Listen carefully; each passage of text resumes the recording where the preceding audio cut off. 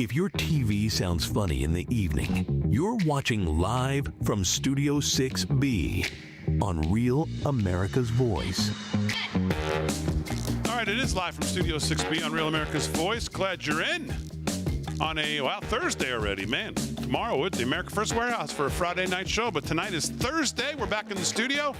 Welcome on in, everybody. Real America's Voice, live from Studio 6B, and, of course, across the airways of 103.9 LI News Radio, where you can hear not only this show, 8 to 10 Wednesday, Thursday, and Friday nights, but you can hear the Kevin Downey Jr. Show weekdays, 9 to 11 a.m. Eastern Time, right here on 103.9 LI News Radio. So glad you're in, wherever you're watching or listening.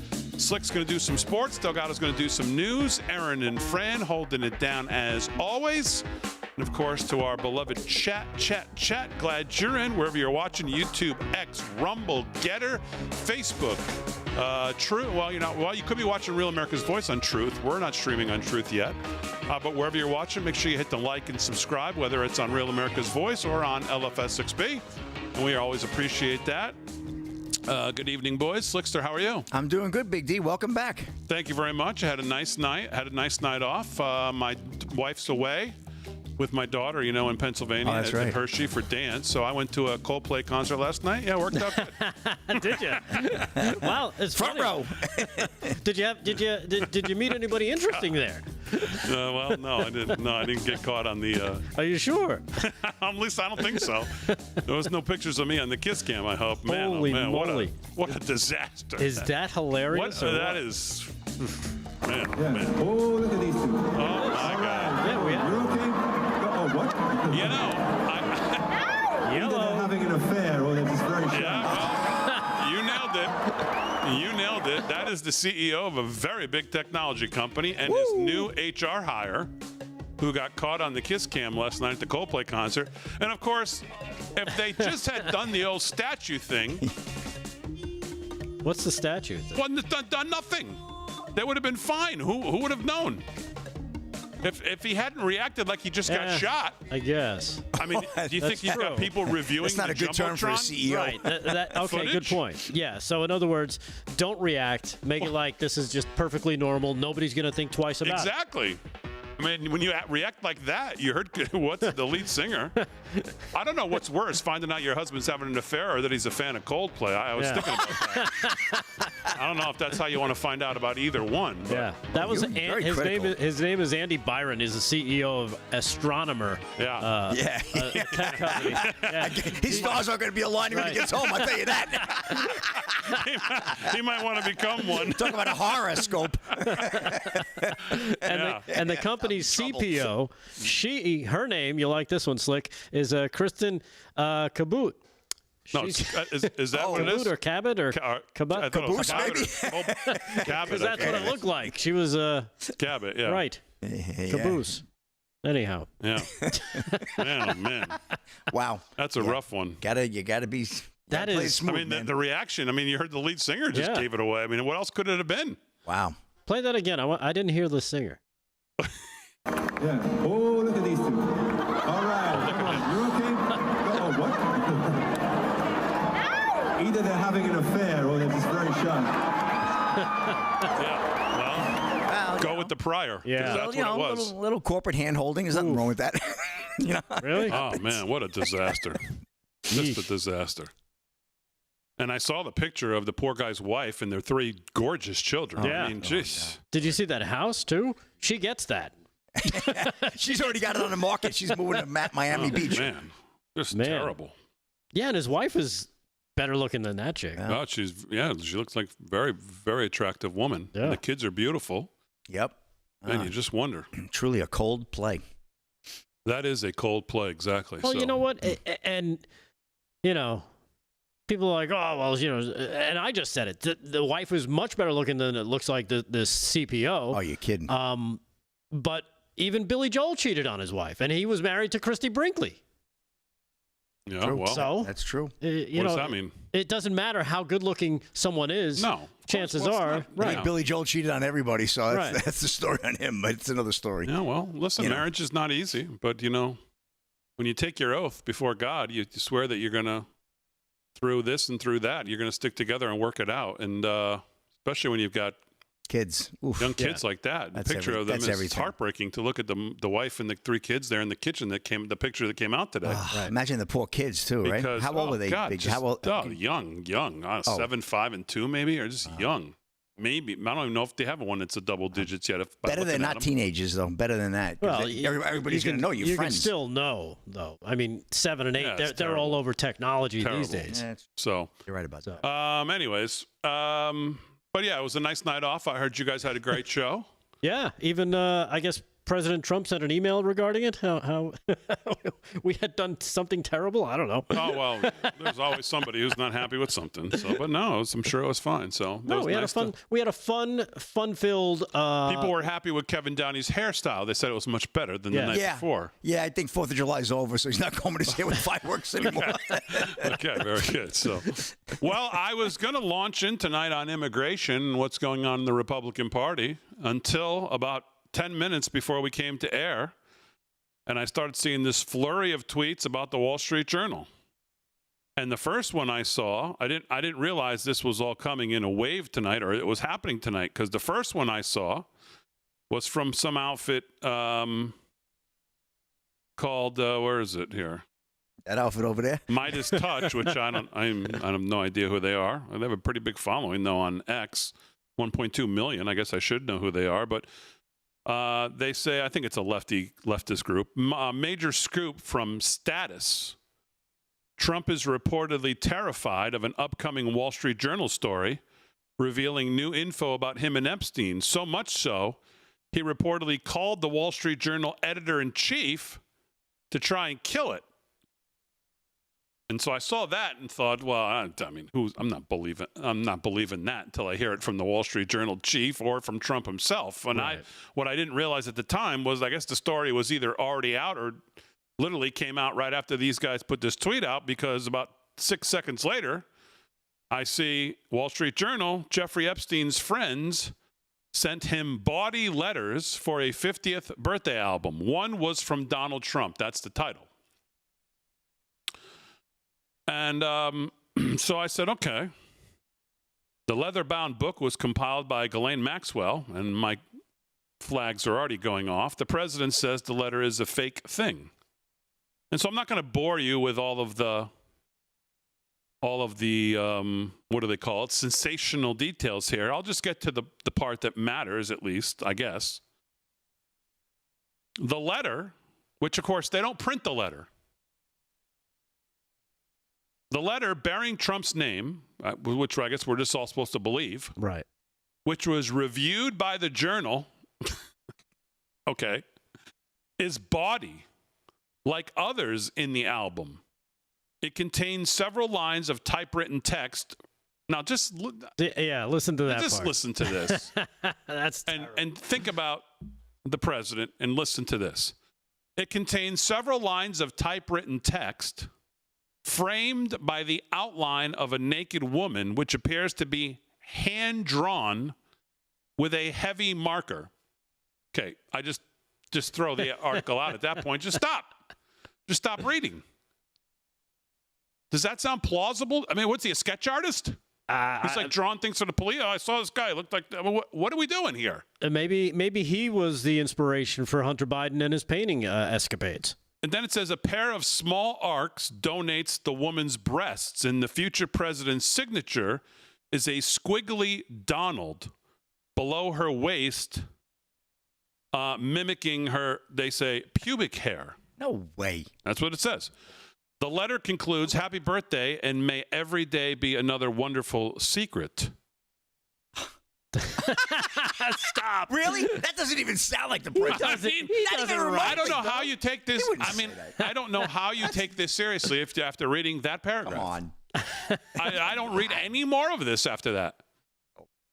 And then, so now the first tweet makes sense that he would have called him, because after everything the president's gone through and all the suing he's done and all the winning he's done, he must have thought, there's no possible way you guys are going to actually print this, open yourselves up, Yeah. and think that you're not going to print the letter that you supposedly have, and people are going to believe this. I mean, I would put believing this until I see the letter, at exactly 0% that there's any truth to this. Not even 0.1%. I put it at 0%. Yeah. You would have to be able to produce other instances of him doing this exact same thing, and I don't think that stuff is out there because people love the show when Trump gave me this or Trump signed this for me.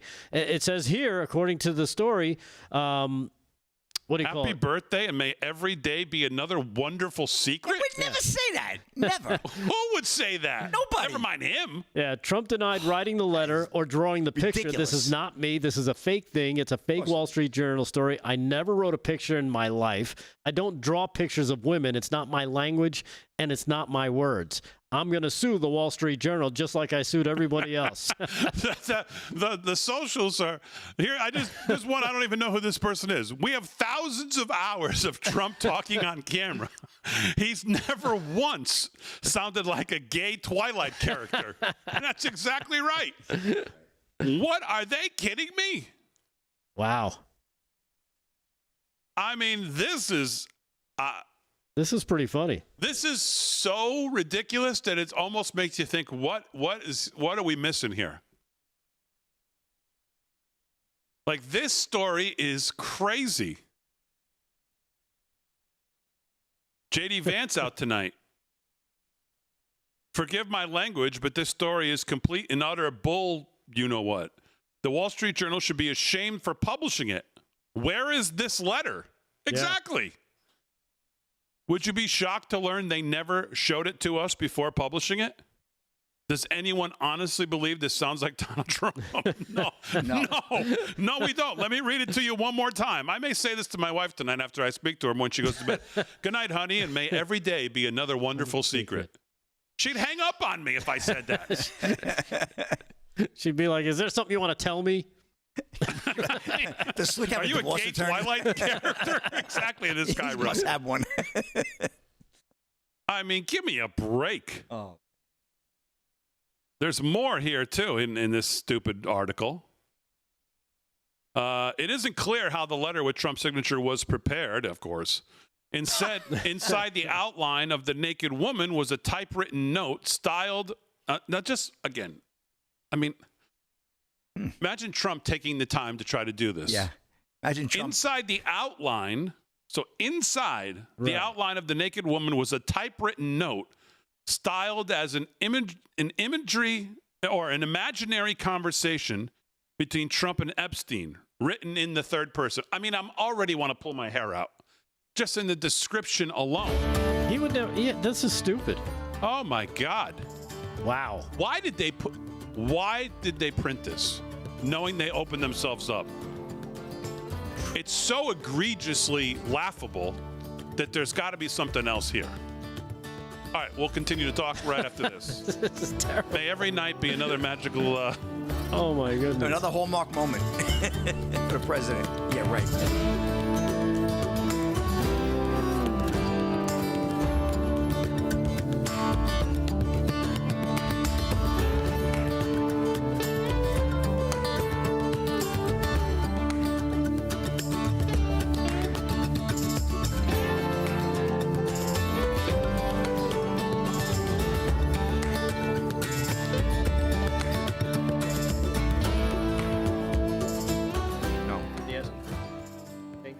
That joke. I saw that joke last night and I read it. I was going to talk about it, but Which one? The Caitlin Clark. Oh my God, he killed. Hilarious. He killed. Yeah. The whole thing was killed. all right, we'll play it. Oh, It's cleaned up. I mean, that's the night. This is the night that woke went to die officially. That monologue that they allowed that to go, Amazing. and Fox Sports dumping all their current talent to go to Barstool. You see that deal that they're working? No. See it. Oh my God, it's the biggest news in sports. It's probably the biggest story in sports today. Sorry about Fox Sports is close to finalizing a deal, and they just dumped Joy Reid. They just dumped all their woke, Joy Reid. pathetic, not Joy Reid, Joy, whatever her name is. The sister of the guy who played for the Dolphins, 99 there. Jason, whatever. Taylor. Joy Taylor. Got rid of her. Emmanuel Ocho, who's unwatchable. Ocho Cinco. Got rid of him. Got rid of a couple others, too. And they're looking now to do a deal with Barstool. Yep. Could you be more politically incorrect than Barstool? I'm going to run that story right away. Look at that. Fox. Yeah, that was 4 hours ago. That was yesterday it came out. Big noon kickoff and FS1 collaboration. And other shows of theirs on the network. Chat live in the chat. Howdy Rumblers, howdy Twixers, jumping over to the YouTube. Market's changing. Media market's changing. Well, Trump was all over something. He's not funding the public NPR, PBS and that. Yeah, that's a story. PBS and NPR is out. A big story. Finally. Get rid of it. So damn woke. Shot himself. Oh, we got a super chat. Let's do them. Tomorrow will be Catsby birthday. Chats, wish her happy birthday, Catsby. Just a closer walk with thee on YouTube. The story you just aired was laughable at best, Damon. So why would you guys even share it? You are laughable, dude. Come on. Oh boy. Yeah, no, it's only. I mean, yeah, no, exactly. Why? Well, I mean, we're a nightly live news program. Why would we possibly share breaking news? I mean, breaking news that every single person is talking about right now. Apparently, by talking about it, you are now a Democrat in some of the chats. Oh, okay, yeah, exactly.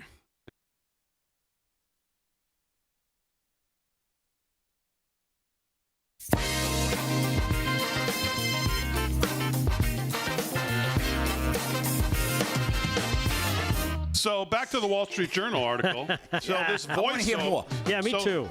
Here's the best part. I can't get enough. It isn't clear how the letter with Trump's signature was prepared. Of course, inside the outline of the naked woman was a typewritten note styled as an imaginary conversation between Trump and Epstein, written in the third person. He doesn't do stuff like this. Voice, and then so they have it like written out like a script, like a Broadway script. Voiceover.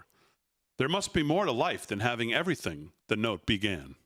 Donald, yes, there is, but I won't tell you what it is. Jeffrey, nor will I, since I also know what it is. Donald, we have certain things in common, Jeffrey. Jeffrey, yes, we do, come to think of it. Donald, enigmas never age. Have you noticed that? Jeffrey, as a matter of fact, it was clear to me the last time I saw you. Trump, a pal is a wonderful thing. Happy birthday, and may every day be another wonderful secret. A pal is a wonderful thing. And we're supposed to believe that those are the musings of the current president of the United States, according to the Wall Street Journal. Who says that? Nobody says. Nobody straight says that. No, even. You know what that reminds me of, though? Because it's so laughable that it's stupid. And remember when Adam Schiff read his own version of the Trump-Zelensky call? No. I remember when he got duped by the radio hosts. No, he actually, on the floor, read it into the congressional record, like a fake transcript of President Trump talking to Zelensky back in, like, 2019. That's what this sounds like. How long have they supposedly held this? They held it through the election? They held it through all this stuff? They held it through 2020, through 2024. They held it through all this, and then they're publishing it now on July 17th. They got to get it out now. When he's going to be a lame duck president. They're getting it out now. Does that make any sense? The timing of this make any sense to anybody? Zero. This is crazy. Nada. And J.D. Vance is absolutely right. I mean, if you're not going to publish the letter, how do you expect it to not just look like a poor hit job and a pathetic one at that? And open yourself up to a lawsuit, and we've all seen, and I'm sure the people at Wall Street Journal have seen. Hey, you know, this president seems to get mad at fake stories and sue the news people, and the news people cave because they know they're wrong. Does sue. We have thousands of hours of Trump talking on camera. He's never once sounded like a gay Twilight character. Exactly right. I don't think you can say it any better than that. I'm frankly more offended by how gay it sounds than the boob part. It's like Lindsey Graham sliding into your DMs. Yeah. Oh my goodness. Oh my God. This is terrible. Someone said breaking news from the Wall Street Journal. Here's the unpublished letter. Yeah. So I think the Wall Street Journal's gotten themselves into something here that they're going to have. Aren't they supposed to be smart? No. Right? No, I don't think so. The editorial opinion section of the Wall Street Journal has been going downhill since a very, very long time. Some have him on par with worse than the New York Times. Yeah, but is this considered an opinion piece, or is this this seems like exclusive, like news? I mean, the thing is, it's so painfully unbelievable. You wonder what we're missing here. Yeah. And why publish it? Seems just crazy. I mean, seems absolutely crazy. There's not 1 second of that's believable. No. That's President Donald Trump. The drawing, he's not a sketch artist. The writing, the sounding, and the terminology. I mean, if you read that and say, who does that sound like? I could name you 1,000 people, and he would not be one of them. Right. He'd be about the last person. So, well, that's your big breaking news tonight. So, I mean, unless it was on his letterhead, because that's what he likes to do, right? From what I understand, with people that have, he's interacted with in the past, he'll send them a note with his, before he was president, with his letterhead, and either with a check or something or what have you. He doesn't seem like the card type. I mean, again, from the article, the future president's signature is a squiggly Donald below her waist. I mean, we've seen how many executive orders? We've seen this guy sign how many things? Right. Yeah. Millions. Could it be that this was was this Joe Biden trying to do the writing? Because we saw his real signature. Maybe it was the auto pen. Could have been the auto pen. Who knows? You know. Holy moly. Crazy. 22 past the hour, live from Studio 6B. Let's get to some better news. CBS has canceled the Stephen Colbert Show. Really? Yes. Congratulations. Who would have thought? Maybe they went back and looked at the vaccine segment and said, yeah, maybe not. Oh, wow. Whatever it was, thankfully, the big national nightmare is over, at least when it comes to Stephen Colbert, although I guess we're still going to have to deal with it through, well, I'm not because I never watch it, but if you do watch it, you'll have until, I think, May of 2026 to watch it, and then I don't think anybody's watching it now. sayonara, see you later, which is probably why one of the reasons it's gone by, because no one is watching it. Right. Have they asked us to fill in? Not yet, no. Not yet, but they will. Let's do some sports. Sports is brought to you by our friend Mike Lindell. LFS6B is the promo code to use. Slickster, what's going on? All right, well, some sad news in the sports world today, football in particular. Super Bowl champion Brian Bremen dead at 38 after cancer battle. Bremen won a Super Bowl with the Eagles. Ryan Gatos, Fox News. Yeah, Brian Bremen, a former NFL linebacker who played for the Philadelphia Eagles and Houston Texans, has died after battling a very rare form of cancer. His agent said he was 38. Bremen's agent, Sean Stellato, told ESPN on Thursday that Bremen had passed away. The former NFL player had two daughters, ages 11 and 8. He was diagnosed with the cancer earlier this year, according to a GoFundMe set up on his behalf in February. More than $88,000 was raised in his name, including $10,000 from former Houston Texans star J.J. Watt. The latest update on the fundraiser from last month stated that Bremen had undergone CAR T-cell pre-programming treatment. While initially showing signs of being effective, the organizer of the fundraiser said that the cancer has grown exponentially faster and is now growing around his vital organs. Rahman spent the majority of his 7-year NFL career with the Eagles. He helped bring a Super Bowl victory to Philadelphia with an upset over the New England Patriots. He was signed as an undrafted free agent in 2011 by the Texans, where he played for 3 seasons. So he had more than a cup of coffee in the NFL. This guy he played quite a bit, probably special teams as well. He signed with the Eagles in 2014 and rejoined the team right again before the playoffs in 2017. He would go on to register 1 tackle in their Super Bowl victory. Bremen was a standout at West Texas A&M before he turned pro. He played in 97 NFL games from 2011 to 2017, recording 56 tackles, 1.5 sacks, and a fumble recovery. So sad news in there to hear that. Very sad. And, well, we're going to see what's going on here. Fox Sports and Barstool teaming up here. Fox Sports, Barstool Sports team up for big noon kickoff and FS1 collaboration. Fox Sports and Barstool Sports have agreed to a partnership that will feature Barstool Sports personalities being featured on big noon kickoff and FS1 daily programming. The two sports media companies announced Thursday. Barstool Sports owner and founder Dave Portnoy will join Big Noon Kickoff on a regular basis for the 2025 college football season. Barstool Sports will also produce a 2-hour daily weekday show on FS1. We're excited to welcome Dave Portnoy and Barstool Sports to the Fox Sports family. Dave has built a one-of-a-kind brand that connects with a new generation of sports fans, authentic, bold, and original. Their unique voice and loyal fan base makes them a natural fit for our evolving multi-platform content strategy. Fox Sports CEO and executive producer Eric Shanks said in a statement, "Everybody at Barstool is super excited to partner with the Fox Sports family." Portnoy added, "In our 2-decade history, we've never had the chance to work with so much talent and resources. We can't wait to collab and bring our voice to Fox Sports airwaves. See you soon in Columbus." So that should be pretty cool, huh? Boy, the early kickoffs are going to be crazy on college football. I can't wait. Well, that plus what it says to me is the era of woke in these places is, if not already dead, very close, because they're realizing that the old get woke, go broke, because that's exactly what they're avoiding here. And there's no one more unpolitically correct than Portnoy, Barstool, and everything they do. So to mainstream them like this and know the blowback they're going to get from the left tells me that they don't care. It's a big move. And Shane Gillis at ESPN last night is another big reason. Big tell. I mean, that's two monumental things happening. We have that clip coming up. Hours. Yep. All right, live from Studio 6B. News headlines coming up with Delgado when we get back right after this.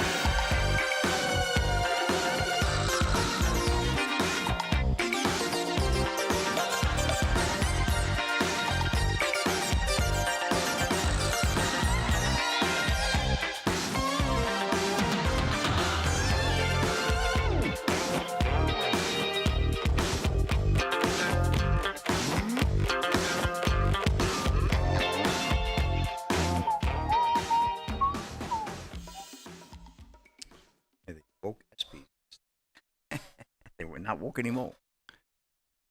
They're woking it back. They're woking it back? They're woking it back. What do we got? Come on, in the YouTubes. What do we got in the YouTubes? Anything in the YouTubes?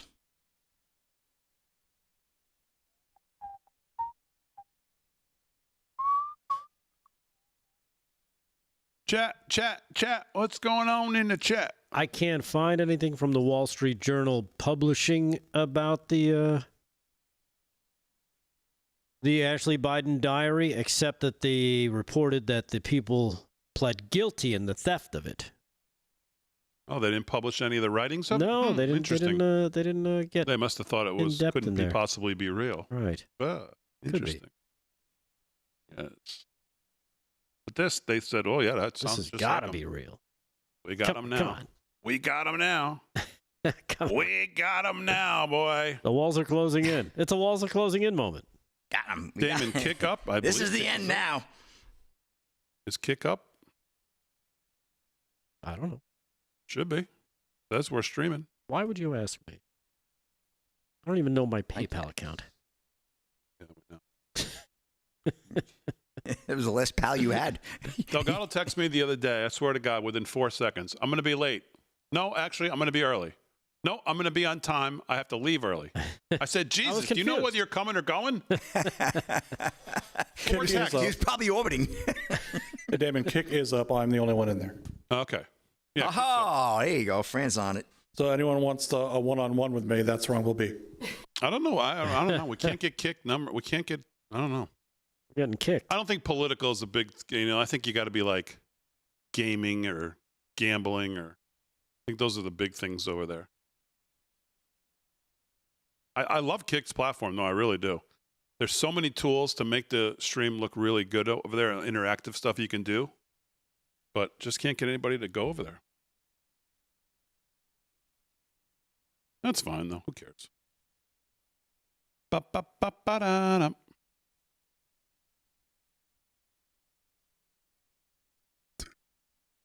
Oh, we're doing what even is that at the top of the hour? Oh, what even is that tonight? Yeah. I think I actually knew that. I don't think you promoted that tonight. No, I forgot. You wanted to jump in that Trump story so quickly. Yeah, you were all weren't over. even messing You around. didn't even ask me how I was doing. Well,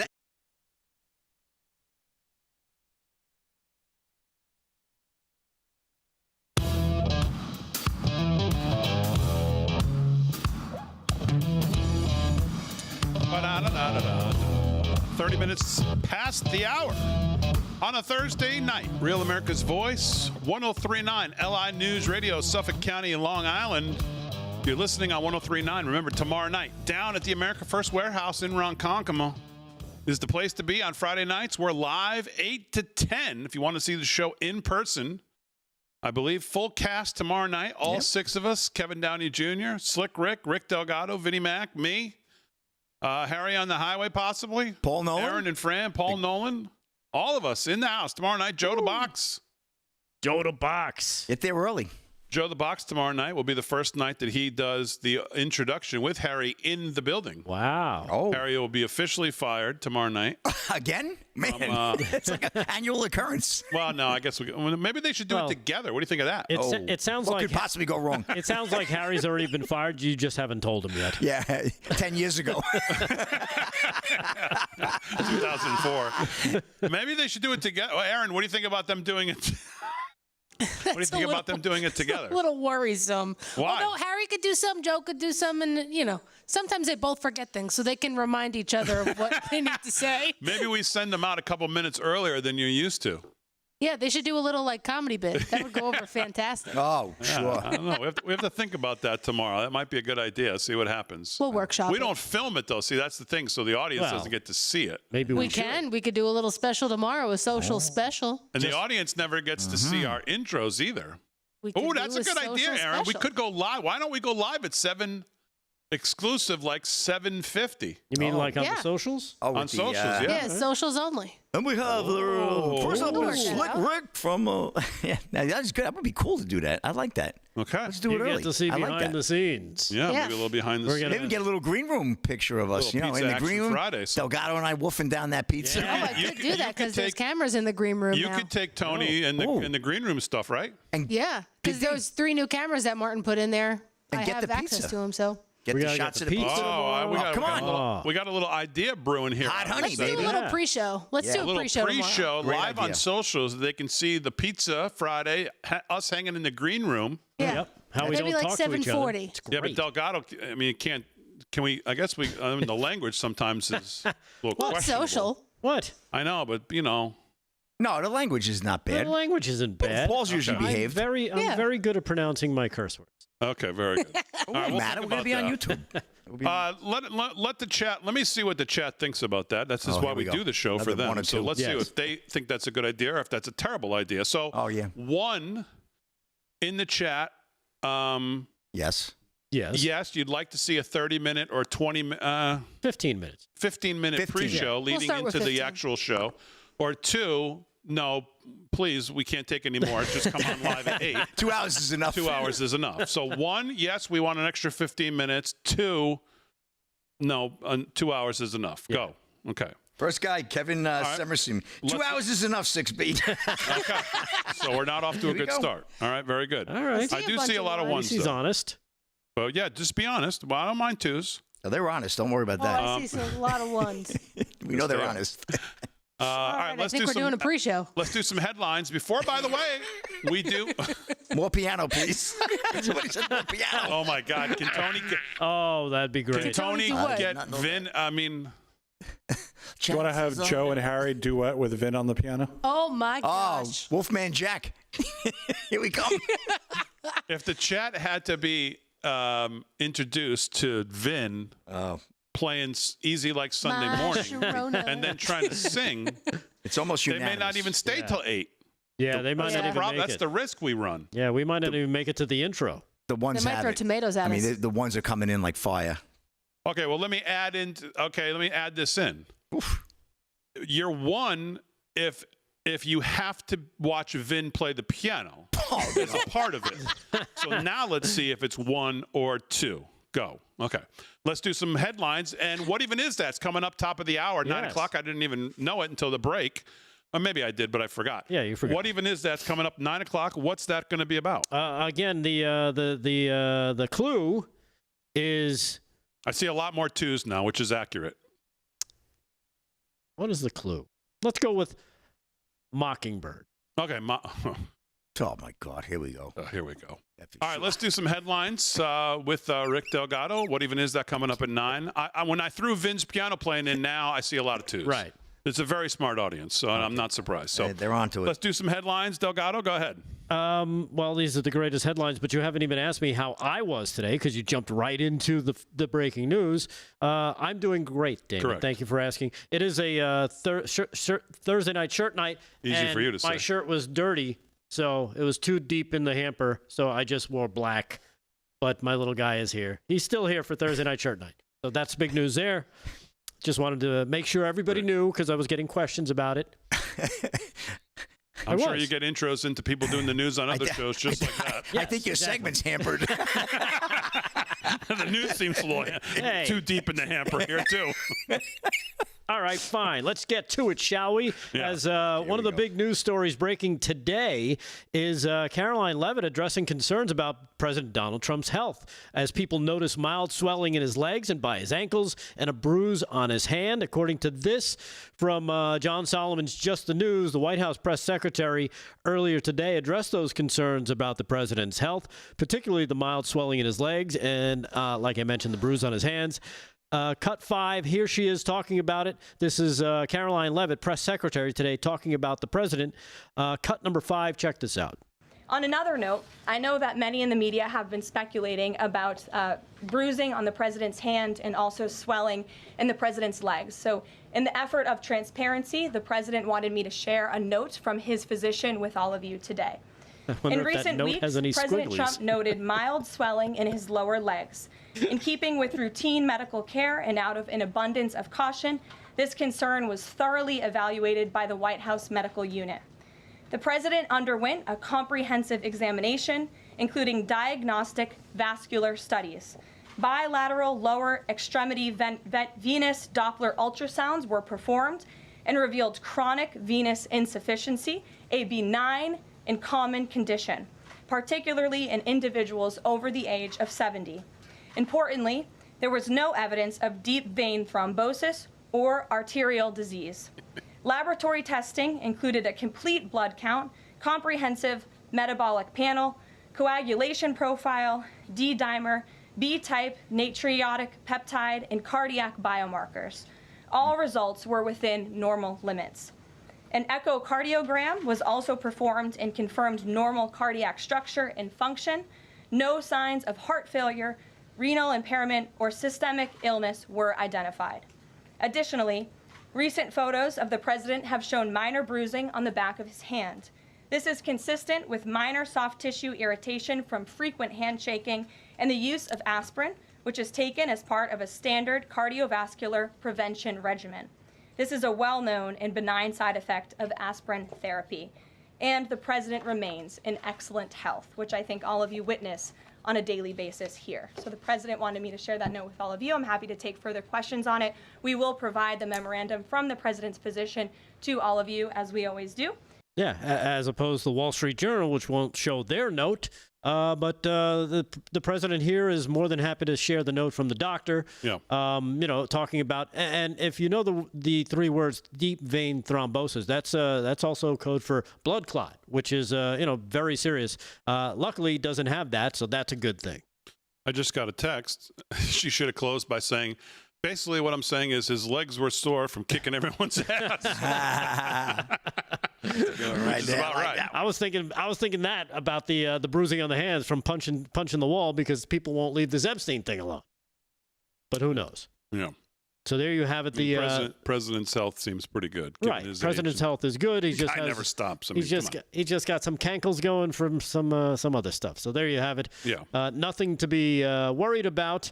As you mentioned, Damon, earlier, CBS has taken it upon themselves to cancel the late night show with Stephen Colbert, and they're citing a financial decision. In other words, this D-bag doesn't make us any money, so why are we paying him? You got to think about that, what you were going to say there for a second. You were going to curse, weren't you? I was going to. I was thinking about going Baby Damon on him, but I didn't. Another trunk show. CBS announced its plan to cancel The Late Show with Colbert after the TV season. In the statement that was released earlier today, the network saying it was a purely financial decision. We consider Stephen Colbert irreplaceable and will retire the Late Show franchise. Think about that. He's done so terrible for CBS that they are retired, that they're not going to get another host. Yeah, they're retiring the show. Right. They're retiring the entire show, which means the thing that David Letterman started way back when now goes by the wayside, basically disappears into the annals of TV history. Well, when you give it to a no-talent lame-o, there's only so long he can cover it and before it falls apart. Yep. Yeah. There you go. Go woke, go broke. Yep. Colbert addressed the situation during the taping of today's show at the Ed Sullivan Theater, sharing that he learned of the news basically the same time everybody else did. Awesome. The audience booed, and Colbert chimed in that he shares their feelings. Well, he booed himself.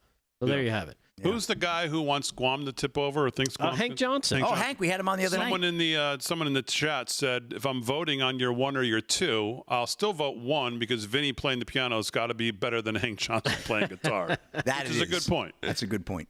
I still think the ones took it, even with Vinny's piano playing mixed in. Yeah. Aaron, did you get that sense that the ones still win? Yeah, I think the ones still take it. But now Vinny does his piano playing like super early, though. I wish he would do it a little earlier, like on 1, 2 o'clock. But he does it like around 7. He does it at like 7:20, 7. Yeah. Yeah, just before we have to go in the back. I thought his piano playing was good. I thought he did good with those couple of songs. I thought it was good. I might be just a little too busy to tape that for everyone. You're very critical. Here's a guy trying to hone his talent here on the show, and you give him a hard time. Hone his what? He's got what? His talent. Damon should play the piano. No, he won't play. His own mom says he won't play the piano for her. I noticed. She's told me.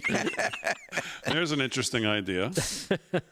All right. And finally, Damon, I know you love the polls, and Harry Anton's got another poll just for you. Here he is on CNN talking about the new poll, tracking Donald Trump's popularity. I love this guy. And it's just amazing. It just doesn't seem to be going CNN's way. Check this out. Here is cut number 4, Harry Anton with Damon's poll. Look, I think this one surprised me a bit because of all of these complaints online going after Trump and the Epstein files. You might think his approval ratings were going down with Republicans. If anything, they're going up. Republicans who approve of Trump, look at our CNN poll. The prior one, 86%. The one out this week, 88% were Republicans. How about Quinnipiac? The prior poll, 87% approve of Republicans. This week out, 90% were Republicans. If anything, Donald Trump's approval rating has gone up since this whole Epstein saga started. He is at the apex or close there too in terms of his popularity with Republican voters, Epstein files, complaints, or not. Yeah, so there you have it. No matter how much the left tries to tell you there's fracturing in the Republican Party or in the MAGA world, as obvious they're lying. The key right after that, the girl says to him, it just goes to prove that social media is not real life. And I think to some degree with this, that's true. Regular, hardworking Americans, this ranks very low on their list of importance. Yeah. I think they did they did do something that was after that too about the Epstein story. They said they had one person respond. One person out of thousands. One person said they care. So there you have it. All right, 17 to the hour. We'll do some more headlines, more sports when we get back live from Studio 6B on a Thursday.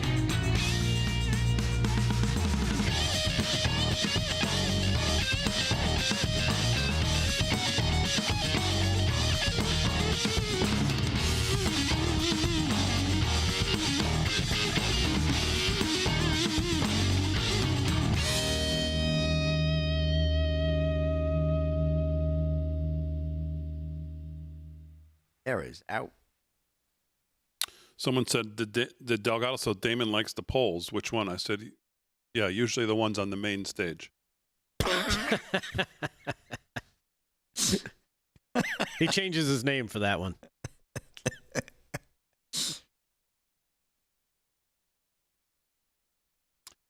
All right, chat. What else is going on?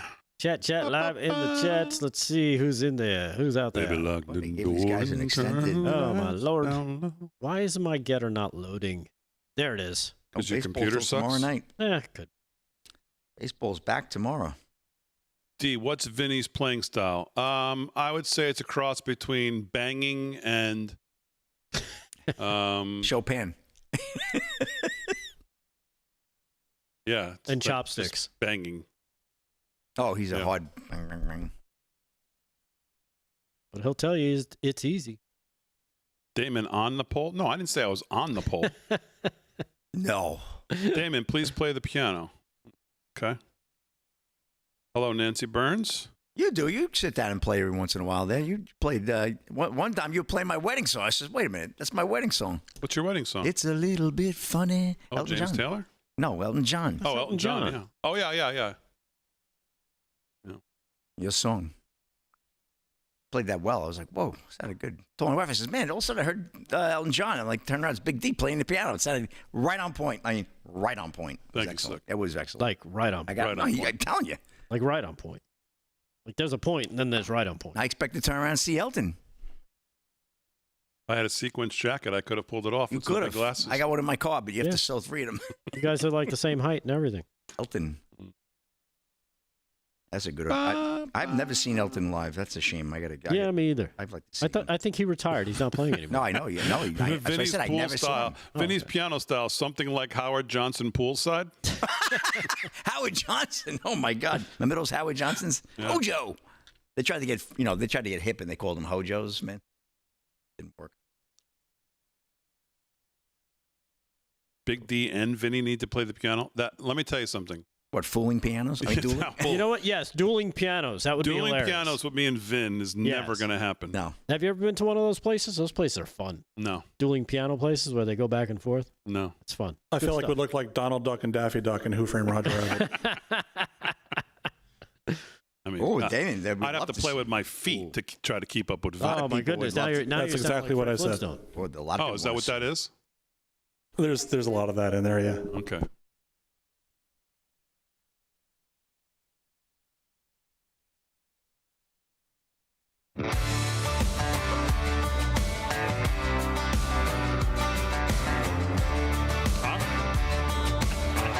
Well, I mean, we've kind of opened a can of worms here. Live from Studio 6B, Real America's Voice, 103.9 LI News Radio.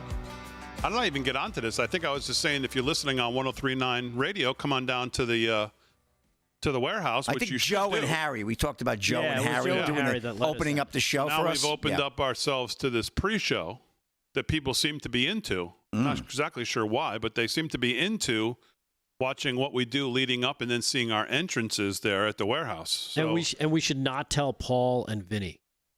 So Aaron, they'll should we be have a big surprised. powwow about this, or you think we can? What are we going to do here? What, like a powwow tomorrow at 7:10 when we go live at 7:20? Aaron, come on Just now. kidding, just To kidding. make this, we think we can make this work or no? Yeah, why not? Well, Yeah. I don't know, Aaron. You're the one in charge. That's why I'm asking you. Brian, I think we could do it. Okay. Yeah. So If Aaron remember, says it, Aaron. then I mean, I can start the stream at any time. They can sit and watch all the stuff we do. Well, if how would they we want. do audio, though, Fran? That's my question. You'd have We to don't- have the do we have mics to wear up, those little right? road things like I have? We don't have enough of them. Well, that's a whole other animal because that board doesn't have any more slots either. See? Big brain. Well, You can no, just walk we have around all the with this- handhelds that walk are around on with that this board. stick Big mic. head. Yeah, we got all the handhelds that are on there. Kevin Downey That'll coming in work. with the breaking news. Dank Daddy 5150 says Damon plays like Liberace. Oh, We'll figure it out. Liberace, let me tell you something. that guy he could was a play. great Are you Liberace kidding was me? a fantastic, masterful piano player. Fantastic. Put aside all the showmanship, which he was fantastic at as well. What's that one he has? That one But where he- Liberace God. was a absolutely masterful piano player, as was Victor Borgo, who I also loved. Really? Put You the knew, showmanship away. you knew who Victor Borga was? Yeah, I saw. I think I saw him in concert once when I was a very young child. All right. Really? He was. I saw him at the Bushnell in Hartford, Connecticut. Your dad, Victor your Borga. parents brought you, right? Yeah. Oh, okay. Because It's fantastic. I don't really picture, baby Damon going, I need to go see Victor Borga. What do you mean? I was a piano major. That's all I did was play the piano. Everything revolved around my life was piano. No, I understand that, but Victor Borgo was like, I watched every video he ever had. I watched every time I could even see him. Yeah. really? Liberace too. Yeah. I did not know that. Yes. Yeah, Liberace was phenomenal. Bruce Hornsby at a very young age too. I was influenced by Bruce. Oh, that's just I the way used it to is. hear him play. That was just the way it is. Yeah. Wait, what a great song. Fabulous. Oh, you've played that too at the warehouse. I've heard you play that. Mm-hmm. Very nice. So, Kevin Downey Jr. says Yeah, Colbert was canceled. Thank you. Thank Yes. you, Kevin, with the breaking news. Breaking news. Kevin's right on it.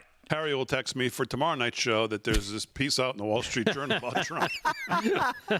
What time is it? What even is that coming up? 9 o'clock. Let's do some news and sports here. We'll start with a couple more headlines from Rick Delgado. What else is going on? Well, in terms of what's going on around the world, of course, I don't know if you saw this, Damon, but home sales, the home sale tax is going to be eradicated nationwide under the new bill. This is being pitched or introduced by Marjorie Taylor Greene. You might know who she is. I've heard of her. Yeah, I think she's a friend of the show. She might be, or at least she knows somebody who is. According to this, if passed, it would eliminate federal taxes on home sales. No more taxing the American dream, she wrote on X, formerly Twitter. Families who work hard, build equity, sell their homes shouldn't be punished with a massive tax bill. The bill, known as the No Tax on Home Sales Act, wow, that's really clever, would eliminate the federal capital gains tax on the sale of the primary residence, a measure that the Republican Congresswoman said would help homeowners struggling with affordability issues and encourage mobility in the U.S. housing market. Now, I know... but isn't there there already some profit margin that's not capital gains tax when you sell your house? There's already some window. Like if you bought for $500, you can sell it for up to I thought there was already a grace of $200,000-$300,000 that they don't tax that first whatever. So I don't know. I'm not sure. Am I wrong about that? It could be state to state. But according to what we've seen, remember our favorite governor, Ron DeSantis down in Florida, he's pitching the same thing. Well, no, he might be, but he's pitching no more real estate taxes once your mortgage is paid off. That is a big difference. That's a big I like difference, that one way better. Right. Oh, I like that. Right, because he's like once you finish paying your mortgage, you still technically can lose your house if you don't pay real estate taxes. Right. So yeah. What kind of slavery is this? I love that. So once you pay your mortgage off, your real estate taxes go away. That's what he's trying to pass in Florida. Our mortgage is already paid off. Now, this is on capital gains on the sale of a property. But I believe there's already some cushion on a sale of property up to X amount. Actually, that you don't get capital gains on. I just found it here. At the moment, according to this in Newsweek, the IRS does allow homeowners to reduce or avoid paying capital gains taxes, especially if the home they're selling is the primary residence. A big part of this is the primary. They're not going to extend it to flippers, sorry, Paul, or people that are using real estate as investments. It's only for your primary residence. Like $500,000 if you're married, isn't it? Under U.S. law, homeowners can exclude up to $250,000 in capital gains from taxation when selling a primary residence, or up to $500,000, like you just said, for married couples filing jointly. This exception is allowable once every 2 years. Right. So I don't know what MTG's bill would do. Maybe it just gets rid of no matter how much you make on a house. I think it's no matter how much. But for $500,000, most American homes, I would think, would fall under that on a sale, would fall within that scope. I mean, if you can sell your house for a $500,000 profit, I mean, I would think the percentage of people who do that is fairly low unless you've owned it for 50 years. Right. So that's why I like what DeSantis is doing much better. Not that this is bad. I'm all for no taxes. Yeah, if you can do that and plus live in Florida and do that, then you're sailing. But that's the thing, man. You work so hard to finally pay your mortgage off, and then you still got to deal, especially if you're, God forbid, in New York. Right. Dealing with the property taxes here. It's so ridiculous. I like that idea much more. Yeah. And one last thing here, in terms of this, like I said, it would not apply to home flippers and real estate investors who have been blamed in recent years for reducing the inventory as well. So you'd have to look out for that. But it would be definitely a great thing for the homeowner. And let's face it, we pay enough in taxes. So if this is another way to eliminate that nut that you have to worry about, especially once you retire and stuff, and they just because taxes never seem to go down. No. So it would be a great thing to be able to cut out, the government taking things that, again, don't really belong to them. And also 70% of your bill is the schools, right? That's over 71% is my school bill from my. I don't even have kids in school, especially when you're paying off your house. You're retired, like you said. Yeah. So something to look forward to. Hopefully it'll be passed. Of course, the rescissions package was passed yesterday as J.D. Vance, the vice president, came in, broke the tie and moved that along, so that's a good thing as well. And then finally, Damon, a little bit more news here. We were talking about the ESPYs and Shane Gillis and how the woke culture is seems to be falling by the wayside finally when it comes to sports. He killed. Yeah, he killed. I don't care what anybody tells you. He killed. Here is one of the jokes I thought was particularly funny. Cut number 3. Here he is joking at the ESPYs. This is Shane Gillis. Cut 3. Check this out. Actually, there was supposed to be an Epstein joke here, but as it got deleted. Must have probably deleted itself, right? Probably never existed, actually. Let's move on as a country and ignore that. So there you have it. Something about his delivery. Yes. I just love his delivery. Yeah. I love how he delivers jokes. I love how he babbles about them afterwards, whether they were good or bad, or his delivery is something else. Yeah. He was making reference to another joke, a January 6th joke. And he's like, what do I care? I didn't write that one because they weren't laughing. The WNBA one had to be the best one. Oh yeah, that one Slick has coming up. We got that coming up. I got that one. Caitlin, Slick's no, not the Caitlin Clark one. His friend's wife. Oh, I didn't see that. Oh, I didn't see that one. he says 4-time NBA All-Star whatever is here, and they go to this girl, and the guy next to her laughs. And then she looks at the screen. She makes his face. He goes, "I'm just kidding. That's my friend's wife. I just knew none of you knew who a WNBA player were." Oh, wow. Oh, that's funny. I missed that one.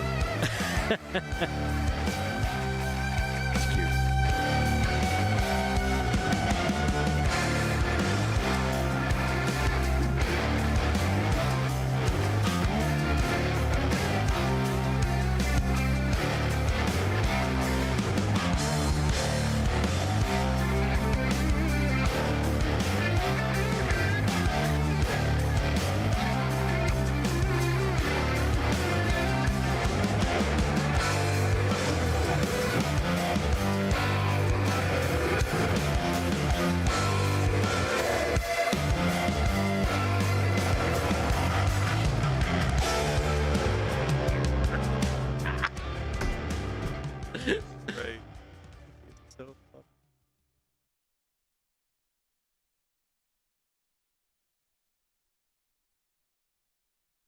Chat.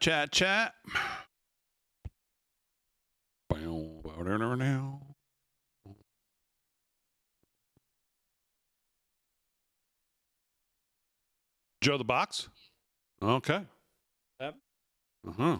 I don't know. I'm worried about the audio part, though. Without that, doesn't even work. We got to get those. How do we get 6 of those things on? Well, you got to go buy them and a mixer. You know, Fran. He cuts right to the chase. Audio's going to cut right to the chase. Yeah. Fran goes right in for the kill. He doesn't mess around. I have 2 of them already. Put it together. I like to dream it. I have 2. So I got to get 2 more sets of 2. Of which? That would be 6. Or you can get 4. But they each have their own. You get 4, and then add it to the 2, and you have 6. I don't know. Maybe a lot for tomorrow. At least give them the first 15. I have to have audio set up in there somewhere.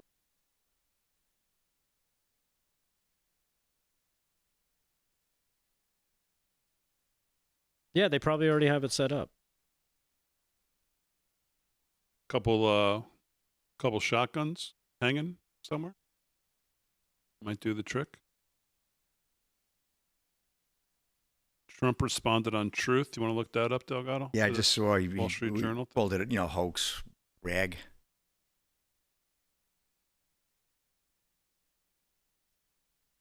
Oh, is this what even is that? What time is it? Yeah, it's 9 o'clock. Oh, okay. Top of the hour. Here we go. That was a fast first hour. Lightning. I got to get in the chat, man. I'm looking up stuff. Chat. What the hell's going on? Chat. Why? Probably yelling at me. Slick, super.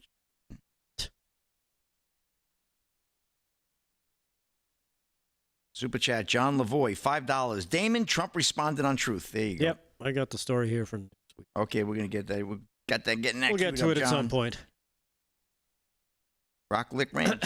We need 3 hours. Yeah. Probably the most requested thing I get. What? To do 3 hours. Really? Still? What would we do? We'd have to do.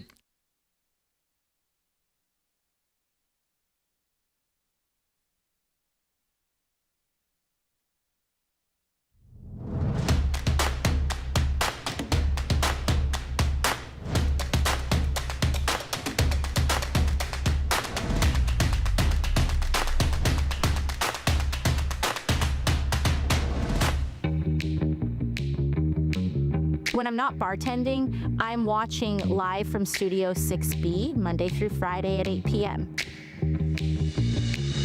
That's right, AOC. Thank you. Hour 2 live from Studio 6B, Real America's Voice. Big Booty Latina. On your television, 103.9 LI News Radio. Own your radio, Suffolk County, Long Island. If you're listening on 103.9 tomorrow night, how about coming down to the America First Warehouse? Come on now. Ron Konkoma. See the show live in person. Slick Rick will be there doing sports. Delgado there doing the greatest headlines you've ever heard. Absolutely. Vinnie Mac will be there, I think. Well, tough to get a flight to New York You these never days. know, yes. Stuck in Florida for 4 days. And Told me he's- he'd be back Monday night. Tuesday, not here. Wednesday, not here. Not tonight, not here. I don't think he booked a flight.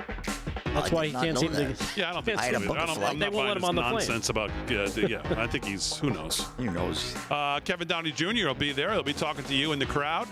Joe the Box, Harry on the Highway, I believe, will be still home, so he'll be there. And, of course, the live from Studio 6B audience, we'll see who shows up tomorrow night live at the America First Warehouse. So if you're in the sound of my voice on 103.9 LI News, we'd love to see you down there. It is a great time. Yep. It is a great space. It is a great time. We have a lot of fun. Good air conditioning. And we, Nice and and cool. we make you, the audience, as much a part of the show as we possibly can. Yes. You know, last week, remember Tom last week? Big guy? Yeah. Tom? Oh, yeah. So, my wife's somewhere on Saturday, and she's got someone who comes up to her and says, "Is your husband on TV?" Wow. She says, "Yeah." They interviewed a friend of mine. And she goes, "Really?" It ends up being Tom. How do you recognize her? Yeah. Huh? How did he recognize her? Who recognized her? How do you recognize your guy. wife? Like, how did the guy put her together with you being on TV? Well, Tom, the guy, told whoever her friend, and then her friend was watching it and saw me on, and then went to my wife and said, "Gotcha." Yeah, got you. So I thought maybe you were at a Coldplay or something. yeah, so no, I did Coldplay last night. So Tom, while she's in Pennsylvania, Tom, Tom, he was a big hit. That's good. So we'll see. Maybe Tom will come back another Friday and grab the microphone from Vin. I was wanting to squeeze Vin's head and pop it like a grapefruit. I think Tom could have done it if he wanted to. He's a big boy. Yeah, he's a big guy. Oh, yes, he is. All right, it's time now for one of my new favorite segments here on the show. And that, of course, is on a Thursday night, Rick Delgado with What Even Is That? All right, Damon. Well, thank you. And, it's been quite the week here in what we call MAGA land, hasn't it? Mm-hmm. And we in the movement are basically now coming to grips with the knowledge that even everyone's favorite president sometimes has a misstep and can't seem to figure out when to just stop talking about a certain topic. It doesn't mean we don't support him and the agenda that we all voted for any less. No, as a matter of fact, with all the wins President Trump has been chalking up. We're going to win so much, you may even get tired of winning. And you'll say, please, please, it's too much winning. We can't take it anymore. Yes, exactly. I find it amazing that the way this is being handled, that's the part that really got my attention. Why, you ask? Well, that's a great question, because it made me think about a certain wacko Democrat. No, not the usual suspects. Which one? It's one of the new crop, Damon. The new crop of crazy that has recently risen to the top. And her name is Jasmine Croco S. Crockett. Yes, it was only last week I played this clip of Jasmine, and we made fun of it because when you watch and listen to what she says, you'll undoubtedly come to the same conclusion we did. That, well, Jasmine Crockett, though not bad to look at, is kind of a dope. Here's what I mean. Check this out. The violence doesn't come from Democrats, just to be clear. I mean, obviously anyone can be a criminal, but it is MAGA. It's specifically MAGA faction. Like, I don't think traditional Republicans are getting engaged in all of this, but like, even when we look at, and they don't talk about the assassination attempts anymore that took place with Donald Trump, but these were Trump supporters, right? Really? So yes, you heard that right. Jazzy, exactly. What did we hear? Jazzy Crockett thinks one of our own tried to assassinate the one guy that we have all been fighting for and supporting since he rode down the escalator back in 2015. And then I started thinking about it. I'm like, wait, why would she say this? Why is Jasmine Crockett trying to tell us, Trump voters, what we all obviously know that is not true? Well, it's got to be two reasons, right? Either she believes it, which makes her a moron, which I wouldn't rule out, or it's because this is what she's been told to tell you. Exactly. Is this the latest PSYOP out of the left? Instead of Operation Mockingbird, it's now Operation Big Turd. Damon, hear me out on this. The left, the CIA, and the deep state have been doing this for so long, controlling the message, telling people lies. And no one ever seems to be questioning them, that they decided, even though something like this is so obviously stupid, why should they stop when there will always be people who will believe it? They've been in control of the media and the message for so long. I think they really think they can pull this one off. It's almost like, if you remember, Al Pacino in The Devil's Advocate, where we find out that he's the devil, right? Turns out that's what the left is, and they still think that they control it all. Remember when he said at the end, look, but don't touch. Right. They want you to believe these things, that this is a real woman. Touch, but don't taste. And they want you to believe that this is just a poor Maryland dad. Taste, don't swallow. Yeah, and now they want you to believe that this guy is a MAGA Trump supporter.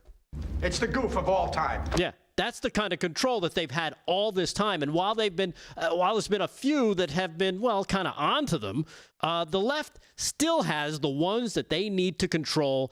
And when it comes to what we see, what we hear, and what we think. Look, if we never see it or never hear it, then how do we know if it even happened at all?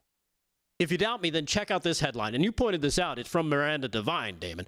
Shocking new poll reveals majority of deluded Dems still believe the Russia collusion hoax was real. What the hell is even that? Exactly. From the article. Miranda, here we go. Rasmussen poll shows a majority of Democrats still believe the Russia collusion hoax, even though it's been debunked repeatedly. Look at this. 60% of Democrat voters think that the Trump campaign colluded with the Russian government to win the 2016 election, and a whopping 69% of liberal voters still cling, it's like they're hanging on to it, to the Russia collusion hoax. Yeah, exactly. So when I ask why Jasmine Crockett tries to convince Trump MAGA voters that the would-be assassin in Butler, Pennsylvania was a MAGA supporter, it's because this stuff still has an audience. An audience of ancient molders out there who want to believe. And the deep state media is right there. They know what they have, so they'll continue to regurgitate it, even though they themselves know it's not true. You sit on a throne of lies. Exactly, but that's not all. As if we needed more proof, and the article goes on here, Damon. Liberals and Democrats who still believe in the hoax, it's likely a reflection of their preferred media outlets, like, I don't know, the New York Times or MSNBC, which pays discredited plotters like CIA former director John Brennan and former Mueller prosecutor Andrew Weissman to act out their Trump derangement syndrome on the air because they don't want you, the lemmings, to know the truth. He could have undermined the messaging so much that he can actually control exactly what people think, and that is our job. That is our job. That's what she said. And if you stop and think about it, Crockett is doing what the Democrat liberal matrix has been doing to us for years. They're trying to convince everyone what they say is the truth. What truth? There is no spoon. There is no spoon. But they still think that they can convince enough people out there that this is why they're doing it. So they can keep shoveling down their nonsense down our throats and hope that we don't figure out that they're trying to slowly choke us all to death. So there you have it. And speaking of a slow death, Damon, back to you. Yeah, the guy's a total douche. Give me a break. No, I mean, what? What was the last part there? The last part, what? That they're trying to shovel all this stuff down our throats? No, right after that. So we don't see that they're. Aaron already took it down. The guy's a total douche. Give me a break. No, not that part. Not that part, Aaron. Don't try to protect him. I like that part. He says, the guy's a total douche. Give me a break. That's the new hammer now. Stop playing the funniest part of that. It says, "Hey, the script said." The script said. What script? The script said. There's no script. Oh no, I'm not playing. I'm not playing games here. I don't know what you're talking about. Because the script said, speaking of a slow death. Yeah, speaking of a slow death. Damon, back to you. Well, what does that mean? Yeah, the guy's a total douche. Give me a break. Yeah. Right. I could be referring to you there. You could be, but you're not. You know what I found interesting about this whole thing, Delgado? This whole script, as I was listening to it from about the midway point to the end. I'm glad I finally got your attention at some point. That this whole thing could be about you. What do you mean? What do I mean? Put that script back up and let me read some of the middle part of that. And when the UFO came on, he started thinking about you're talking about people who believe all this stuff and they still latching on to it. I'm thinking, well, that's you with every UFO story that comes out. I don't know what you're talking about. No, you know exactly what I'm talking about. What are you talking about? I think you wrote this from a little internal. I don't know what you speak of. I think of. you were the subject matter of your own thing here. You were sitting on a throne of lies. Okay, thank you, Aaron. What? Aaron sent me the script. Aaron's backing you up because it's payday tomorrow. No, she's not backing me up. No. I just don't. Why do I have to become a part of these at the end? You're not. It's just I use a transition. It's called a transition in the biz, Damon. And I transition it back to you. So I can toss it to you. Yeah. So but I think even people in the audience have started to notice you don't just say Damon back to you. You have these lead-in lines that sometimes are. Well, I try to make that connection between what we've just what the topic was about, and then I use that as a toss back to you. Mm-hmm. See how that works? I'm just looking at the script now. There is no script. It was all in my head. It was just firing off all the synapses. Yes. All right. I don't know what you speak of. Well, I'm trying to get to the point because there will always be people who believe it. They've been in control of the media and the messages for so long, they think they can really still pull it off. Right. Well, I have to give this further review, this script. But I think you were talking about yourself. Right, Slick? Yeah. Weren't you thinking during I saw the UFO right away. I said he's tying himself in here. I totally agree. You beam it up. All right, we'll have a full recap when we get back here at 13 past the hour right after this.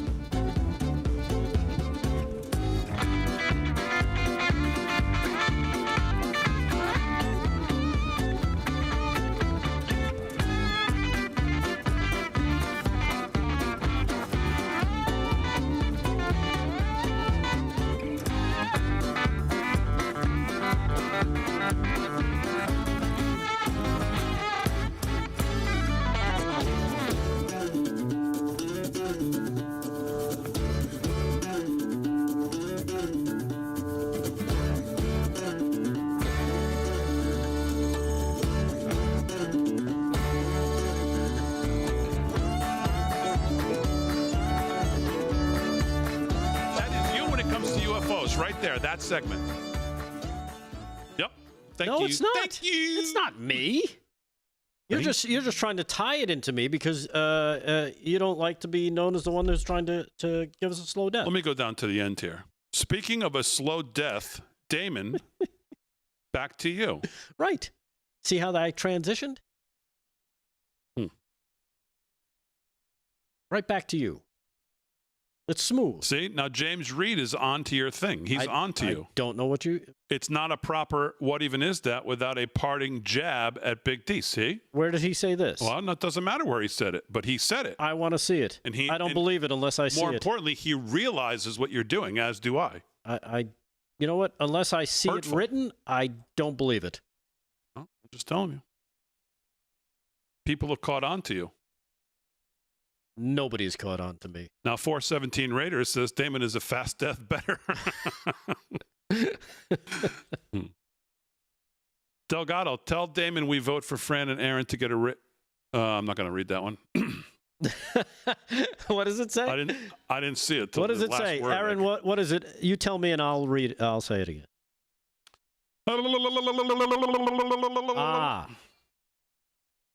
Oh, okay, good.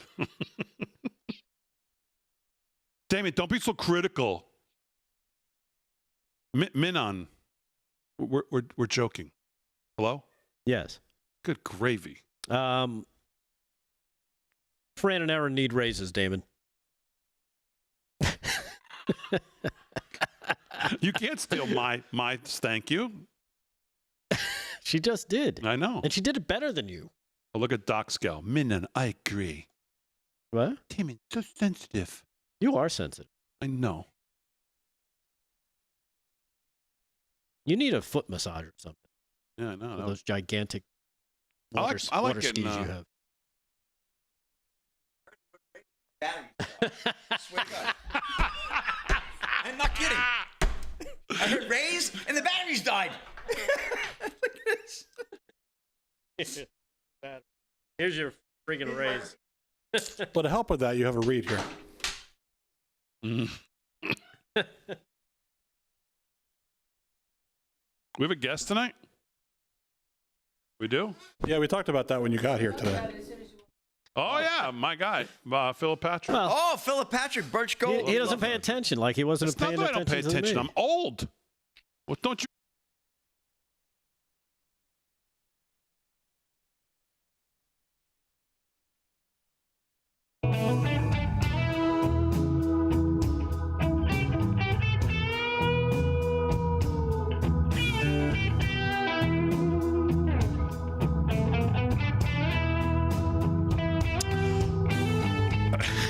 You're a good friend.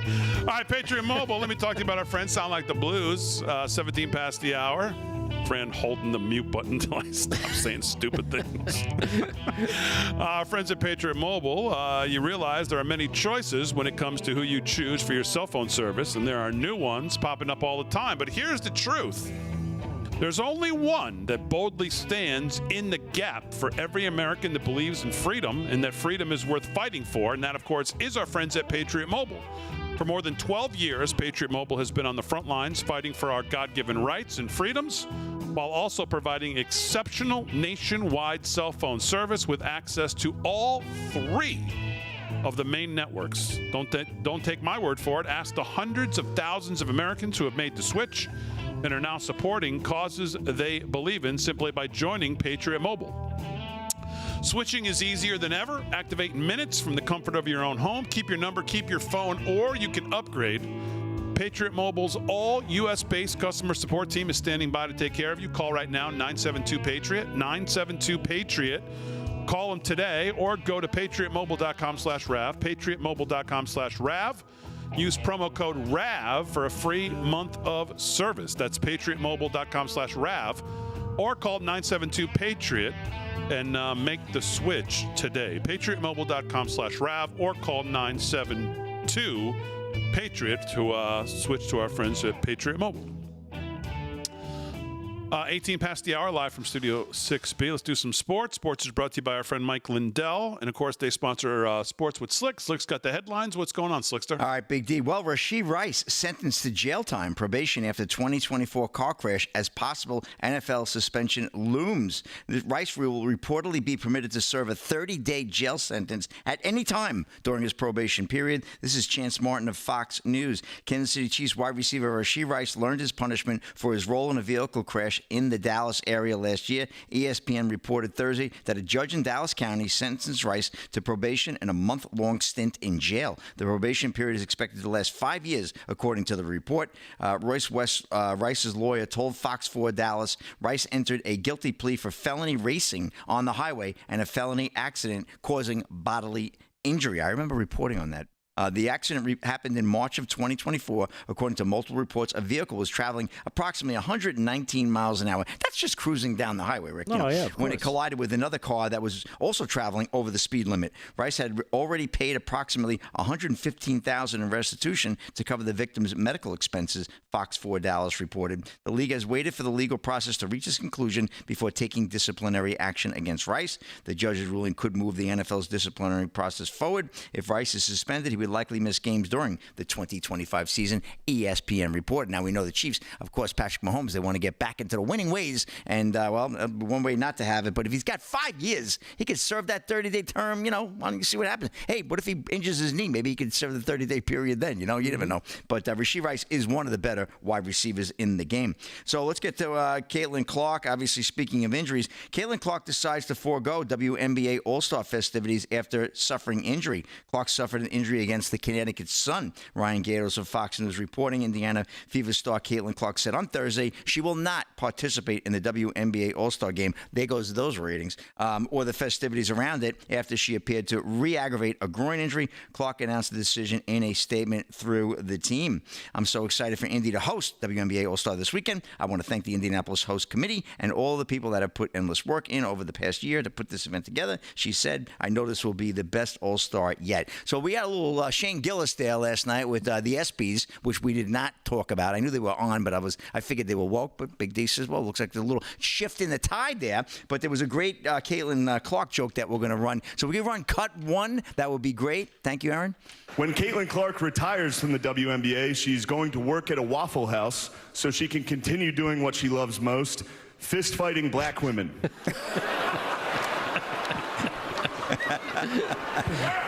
Needless to say, that got a little pushback from the left, I heard earlier today. But what's the surprise? Well, have they watched any games of hers? Right. Brutalized every game. I know. No question about it. Race and all of this. Not nonsense. Only that, what's amazing is the people in the audience that laughed were the black athletes, and you saw the white people just sitting there like, ooh, the bougie Karens in the audience, like afraid. Just ridiculous. I don't want anybody to post me on social media laughing at that joke. That's what that was about. And that's a wrap in sports, Big D. Back to you. All right, very good. Slick Sports is brought to you by Mike Lindell. LFS6B is the promo code to use if you want to shop at MyPillow at checkout. It'll give you great savings. Again, LFS6B at checkout. So MSNBC tonight, of course, this is going to be the news all over all of the mainstream media tonight, at least on MSNBC and CNN. Let's see a little bit of their reaction to the Wall Street Journal Wall Street Journal article. Here it is. Reporters are now, with this new revelation, going to be certain that Donald Trump was part of the deep state here, become highly suspicious of him, potentially turn on him. We are just within minutes already getting an indication that that is not the direction that this is going. Already, I can quote from Megyn Kelly on X right now, this is the dumbest attempted hit piece I've ever seen. Then Elon Musk, someone who's been at odds with much of this group lately, has said, yeah, the letter sounds bogus. People on the right now, they're consistently messaging, sort of matching their messaging in some cases already, saying this doesn't sound like him, this isn't how he writes, it doesn't sound like him. So we're already kind of seeing them all build whatever their story, their initial defense is going to be here. And it's always really telling when you see that roll out about how they're going to do the kind of mental gymnastics that in a way we've already seen them do this week. You played some of the sound at the top of this hour of the influencers trying to figure out how they explain why they so deeply care about this case, but they can still sort of attach themselves to this president and adore him, even as he angers them because he isn't giving them the thing that he promised them that he would give. And so I just caution people, if you think this is the thing that is now going to like break this whole movement apart, I'm not sure that this is the direction that this is going in. They are probably going to find, he's going to find whatever his message is. I'm sure we're going to get more messages from the president and the White House tonight. I know Vaughn is making those phone calls and texts as we speak right now. So they're figuring out what that is going to be. And I imagine, at least when it comes to, is Donald Trump connected to the criminal elements of this case here?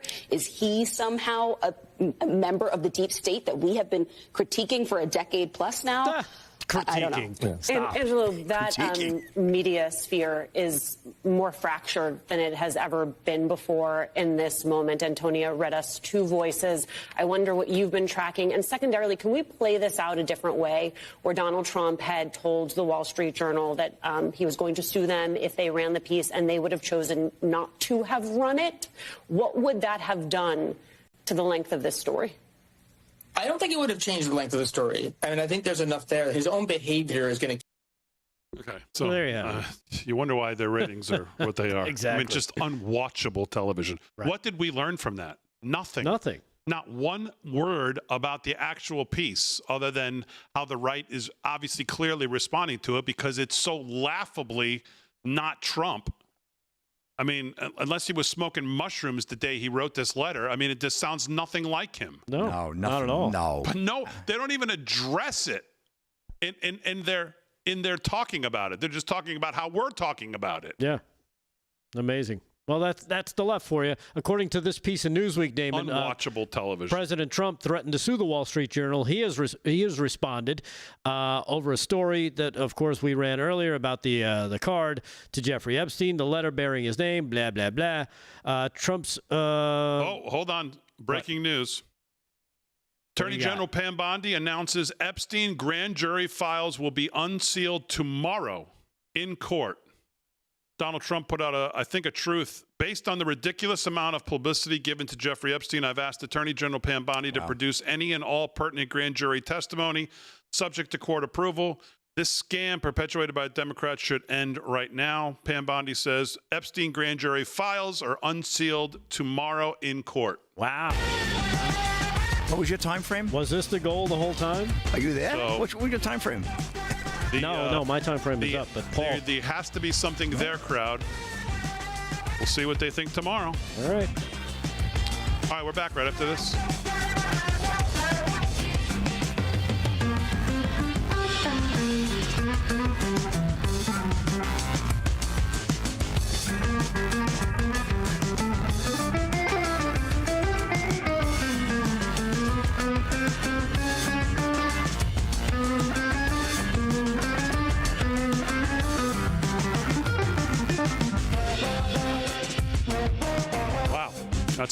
That's pretty interesting.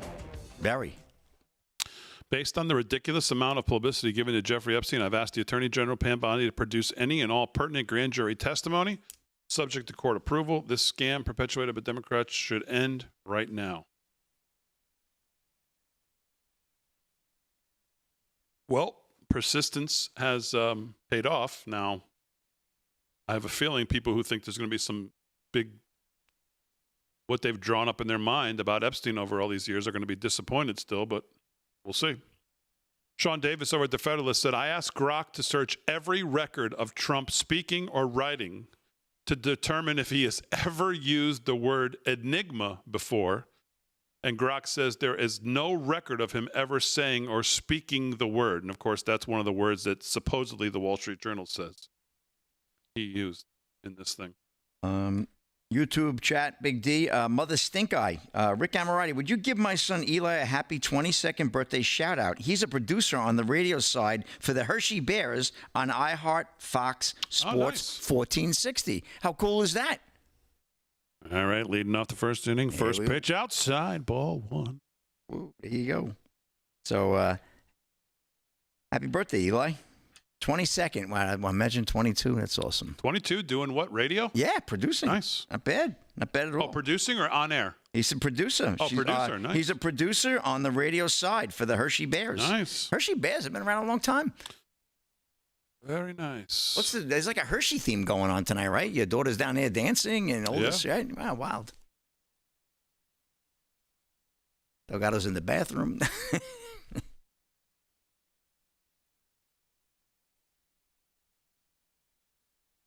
I gotta get this up. Slick Meister 2004. You don't smoke mushrooms, Damon. Whatever. You know what I mean. What do you do with them? Yeah, I think you eat them. Oh, you eat them? Yeah. Shows you how much I know.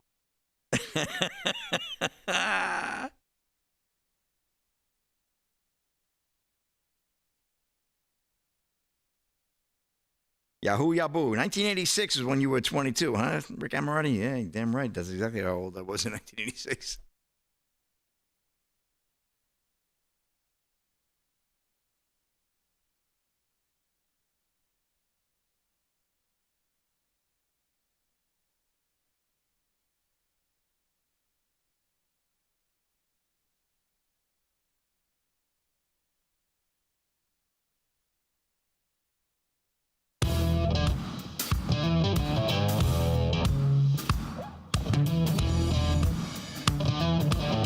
All right, 30 minutes past the hour, live from Studio 6B, Real America's Voice, and across the airways of 103.9 LI News Radio. Glad you're in, everybody, on a Thursday night, whether you're watching or listening.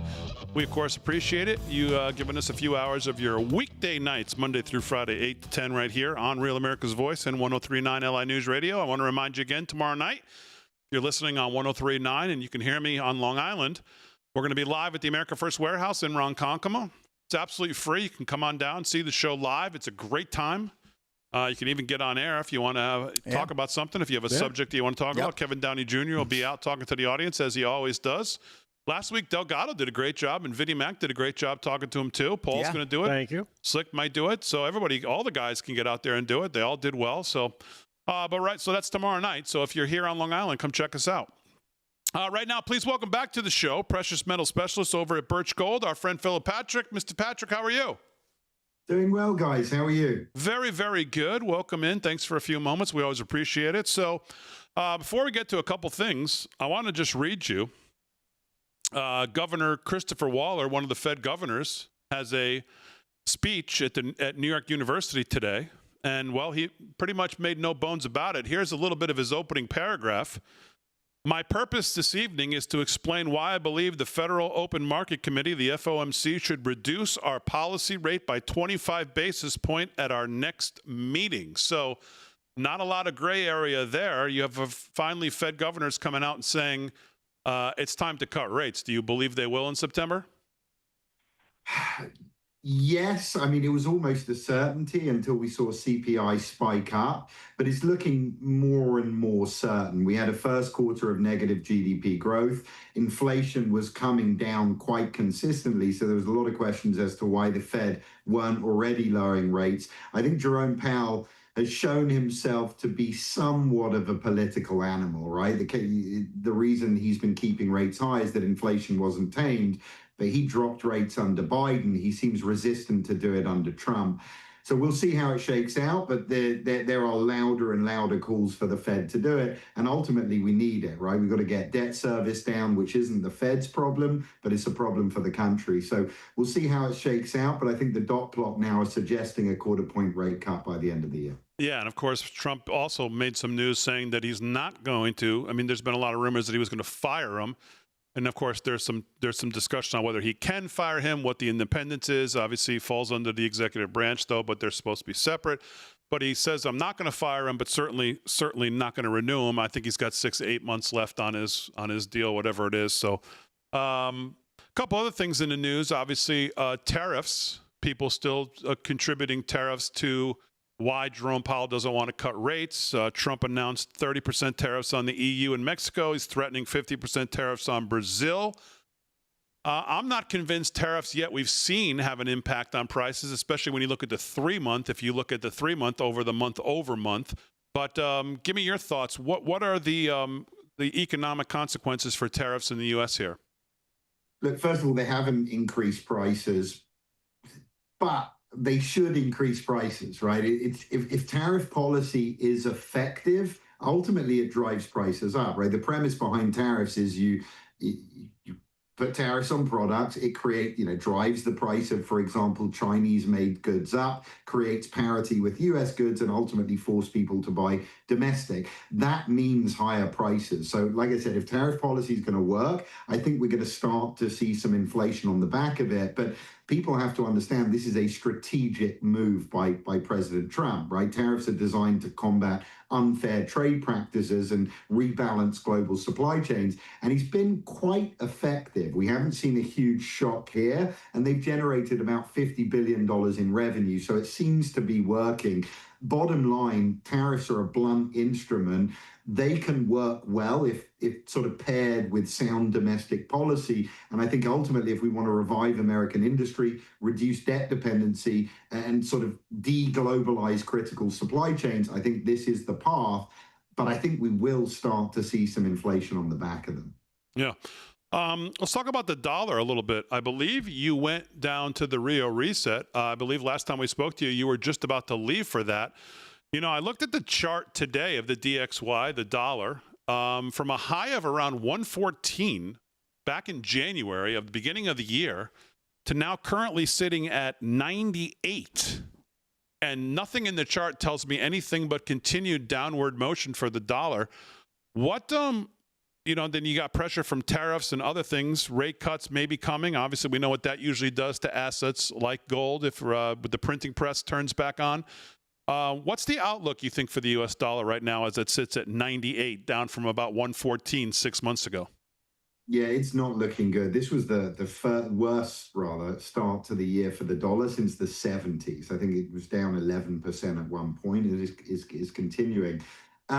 Look, being in Brazil, we saw a perspective, and that is that the BRICS are motivated to de-dollarize. In fact, when Trump threatened the BRICS with more tariffs if they pursued de-dollarization, the response was swift and firm from the BRICS. Lula came out in no uncertain terms and said, listen, we don't want an emperor. We are sovereign nations. And this was the important part. He said, we will continue to de-dollarize piece by piece until it's consolidated.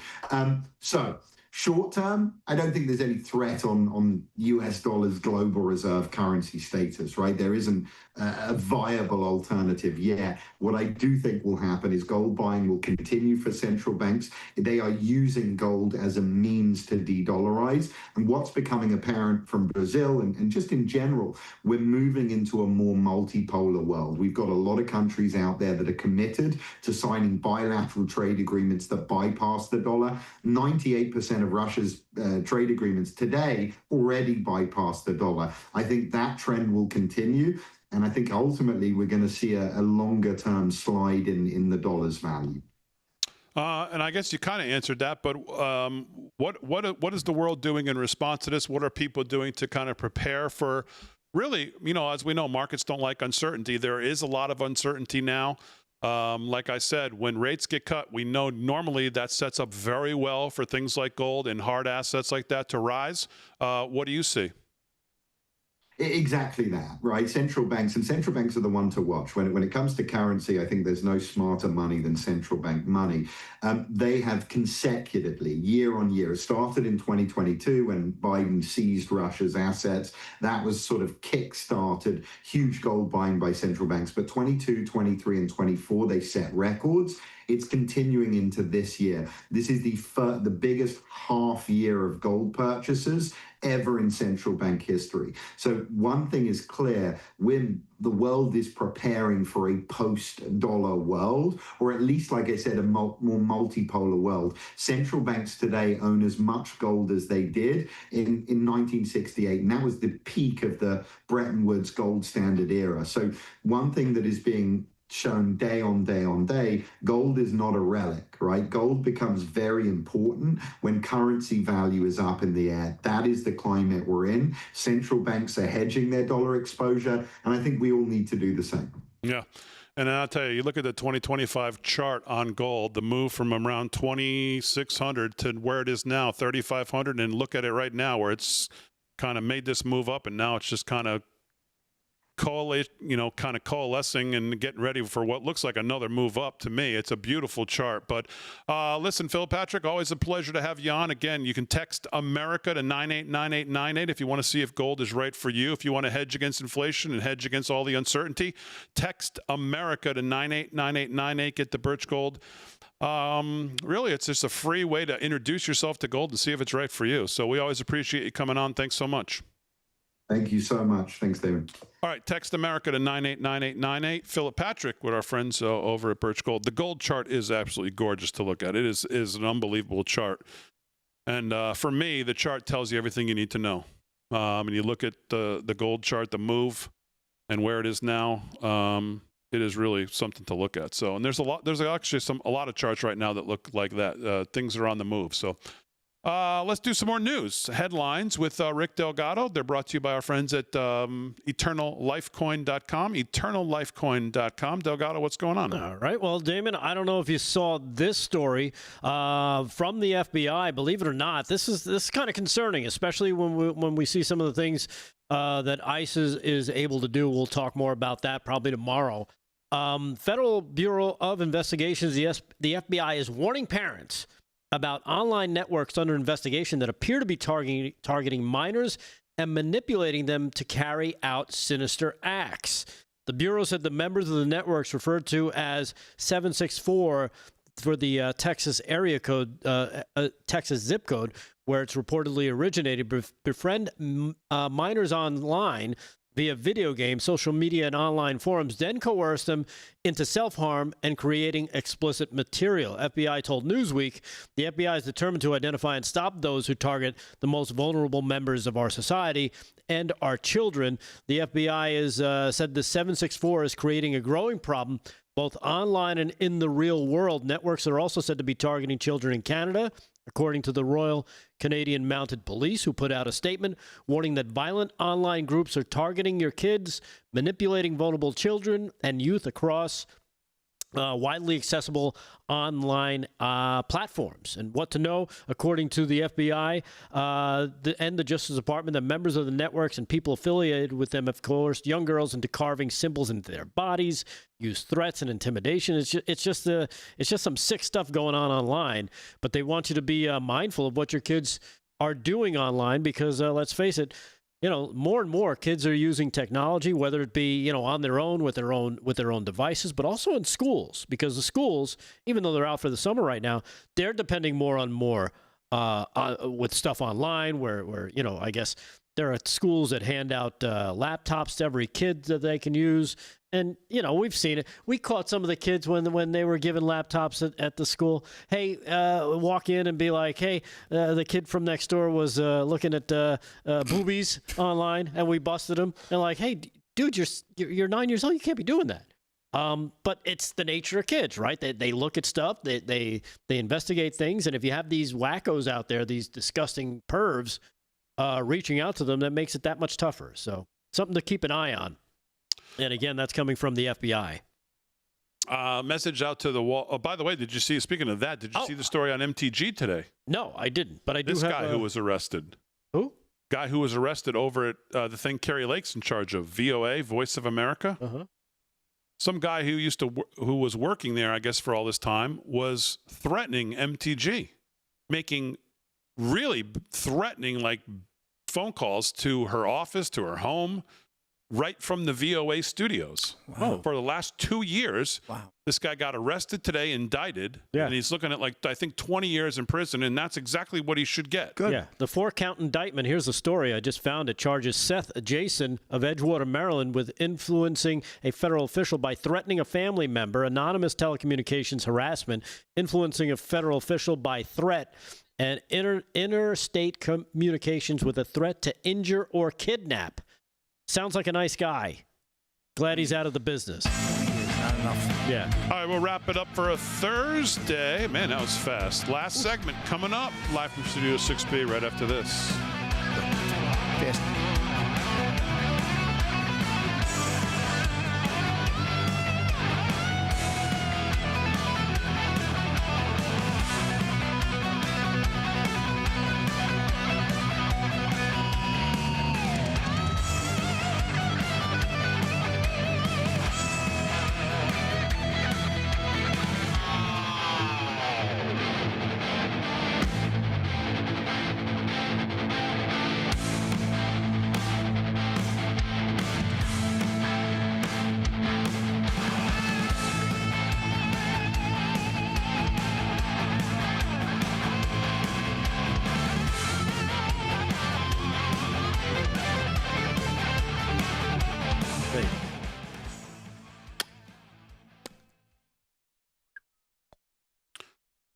Chat live in the chat. I'm still fascinated, but I got to play this clip. Let's play it in the break so we don't waste time in the last segment. Here's Chris Cuomo tonight. Listen to this. I can't believe this. I get that he's pissed off, okay? And he's not wrong. This Wall Street Journal piece is a hack job, okay? And he says he's suing Rupert Murdoch, who he, was his buddy. They have, Fox kind of made Trump, Did it really? And Really? he's suing the Journal. He's suing everybody. He says he didn't write the birthday letter that they're ascribing to him, to Epstein for his 50th birthday. I mean, it's so stupid, okay? The Epstein story is about abusing kids who didn't have the power or agency to do anything about it, that rich and powerful people may have known it was going on and they got away with it. That's the story, okay? It's not that Trump liked a scumbag, okay? Now, I get that in the media this is great because it's bad for Trump and he's going crazy and he's going to pump and move the story for the Wall Street Journal right now by saying it's fake and it's wrong, but it doesn't move the needle in the country. It's going to make you some money, Rupert. Great for you, just what you need. But this is why we can't get anywhere. The guy says, I didn't write the letter. The letter is meaningless. You put out the piece anyway, and there's no light on what really matters. That's about as close to Cuomo defending Trump as you'll ever get. Yeah. And actually sounding like a normal guy. A message. Matt Miller. Yeah, he blamed Coldplay. Oh, see? He put it out about 4 or 5 hours ago. He blamed the band. He blamed the band? Blamed the band. Really? Yep. Wow.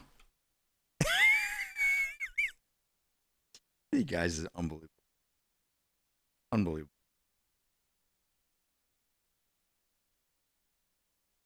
What was their next single? It wasn't me. It wasn't me.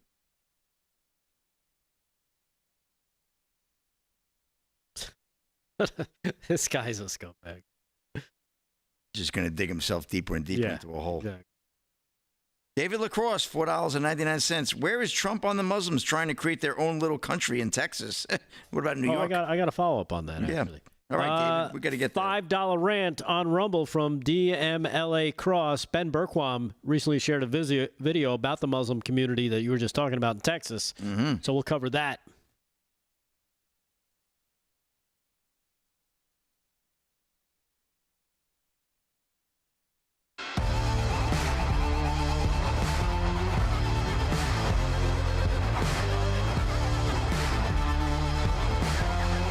All right, 13 to the hour, live from Studio 6B on a Thursday night, Real America's Voice, and across the airways of 103.9 LI News Radio.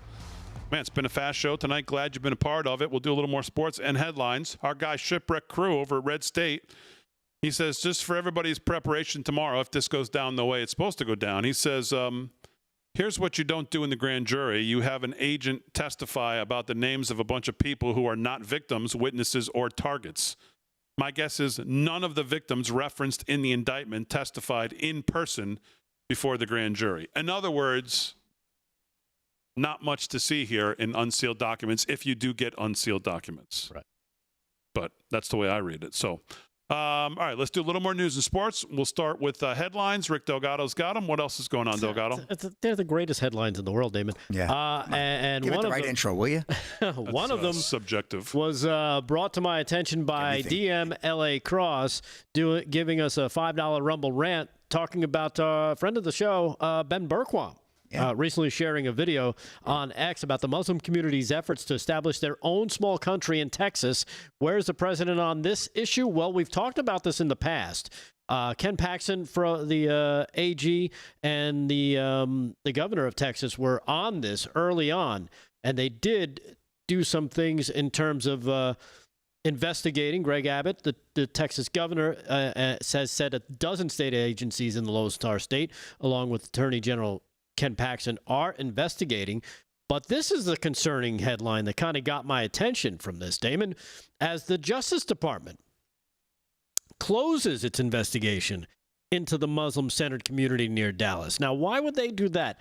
We'll have to ask Pam Blondie on this one. The U.S. Department of Justice has closed the federal... Bondi. Yeah, Bondi. Right, that's what I said. Into the Muslim-centered planned community around one of the state's largest mosques near Dallas without filing any charges or lawsuits. The Justice Department has opened the investigation after John Cornyn, you know him as the U.S. Senator, one of them, from Texas, called for it, arguing that development could discriminate against Christians and Jews. The developers of the proposed quote-unquote epic city, named that for being tied to the East Plano Islamic Center, have complained that they're being bullied, Damon, by multiple federal and state investigations because they are Muslim. No. I side with Bondi here because Cornyn's a moron. And anything he's tied to is probably screwed up. So that's just my take. Quick. Well, you should read about this because what ends up happening with this kind of stuff is that they have their own Muslim-centered community, which ends up being a no-go zone. So do you think Pam Bondi dropped it because there's something going on? There could be something going on. I don't know what that is. Why would she drop it then? It's odd that she would drop it. Exactly. But we'll have to see. It's an odd thing. I still am on the Pam Bondi, Dan Bongino, Kash Patel bandwagon, and I will be there till the end. All right. Well, good for you. It's fair enough. So, and by the way, I think this Wall Street Journal thing, the more I think about it, I think Trump tonight probably at some point said, you know what? Screw it. Let her rip. Yep. Called Pam Bondi and said, let's go. Yeah. Enough. Well, he did respond. I have that here. Boom. Let me pull that up, Damon. Response from Donald J. Trump happening just a little while ago. The Wall Street Journal and Rupert Murdoch personally were warned directly by President Donald J. Trump that the supposed letter they printed by President Trump to Epstein was a fake, and if they print it, they will be sued. Mr. Murdoch stated he would take care of it, but obviously did not have the power to do so. The editor of the Wall Street Journal, Emma Tucker, was told directly by Caroline Leavitt and by President Trump that the letter was a fake, but Emma Tucker didn't want to hear that. Instead, they're going with the fake, malicious, and defamatory story. Anyway, President Trump will be suing the Wall Street Journal, News Corp, and Mr. Murdoch shortly. The press has to learn to be truthful and not rely on sources that probably don't even exist. President Trump has already beaten George Stephanopoulos and ABC, 60 Minutes and CBS, and others, and looks forward to suing and holding accountable the once great Wall Street Journal.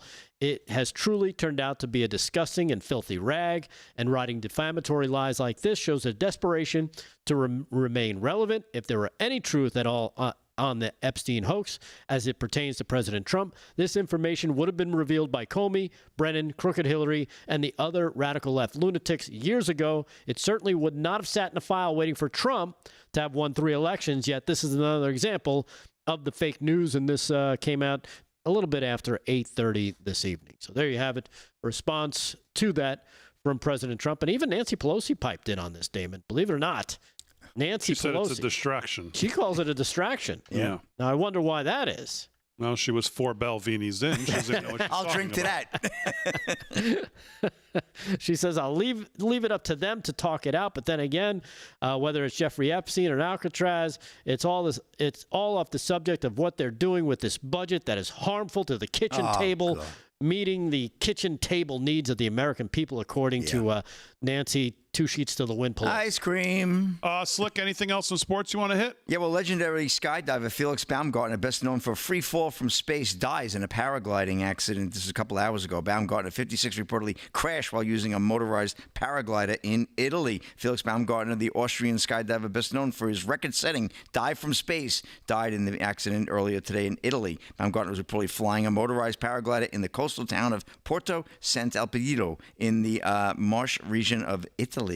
Where he was said to have crashed into a hotel pool. So sad news there. And also, I'll get into this a little bit more tomorrow night, but Donald Trump considers executive order on NCAA athletes as employment status. I guess with these NILs now, President Trump is considering an executive order that will require federal authorities to clarify whether college athletes can be considered employees of their schools, according to a draft copy of the order obtained this week by ESPN. That's Pete Thamel of ESPN reporting. The draft calls on the Secretary of Labor and the National Labor Relations Board to determine and implement the appropriate measures with respect to clarifying the status of collegiate athletes. The draft states that the employment status of college athletes should maximize the educational benefits and opportunities schools can provide through their athletic departments. So I guess President Trump wants to protect these student athletes. Of course, a lot of them are making big money nowadays as well. And that's a wrap in sports there, real big dig.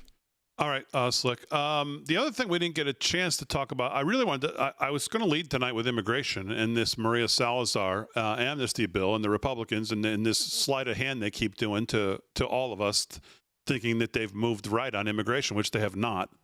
But we'll get into that maybe tomorrow night at the warehouse if we can. If not, we'll definitely Monday when we're back in the studio. The warehouse may not be the platform to do this on. But I wanted to get into. But the other thing I wanted to just quickly talk about is the briefing today, and a little bit of a disappointment because if I heard Carolyn Leavitt right today, the president has now decided, even after going on with John Solomon, and I believe talking about this, and obviously we talked to John a couple nights ago extensively about this. The president has no interest in a special counsel for the running conspiracy. She said today, did I hear her right? Or was she strictly only talking about Epstein? I thought she was just talking about Epstein. Because I see people today on socials, some of these loud mouths, oh, John Solomon doesn't look that great. Excuse me. I believe John's was talking about a special counsel for the 10-year grand conspiracy theory. No, that he's all on. That we had yesterday. But people said that she said both today that he was not interested in. I did not hear it. But maybe we have to pull a clip for tomorrow and discuss that because my question to John was, given all the people involved, how could he not pull the trigger on this, at least for that, the 10-year grand conspiracy thing and not the Epstein? Right. I never even knew that we were talking about a special counsel on Epstein. But for the other thing, for sure, how could he not? Well, someone sent me a message saying, did you see Caroline Leavitt today? She says the president's not interested in a special counsel for that. And I said, well, for Epstein or for the... And she said both. That would be disappointing if that's the case. Yeah. All right, as always, we salute our military, active and active police, firefighters, first responders, emergency personnel. Thanks, guys, on the show. Thanks, all our truckers, all our farmers, everybody that keeps the country moving. Aaron, Frank, great job as always. We'll see you tomorrow night at the America First Warehouse, 8 p.m., right here live from Studio 6B. Good night, everybody. Have a good rest of your night, and may every day be another wonderful secret. We'll see you tomorrow night. Wonderful. Just wonderful. Squiggly, squiggly, squiggly.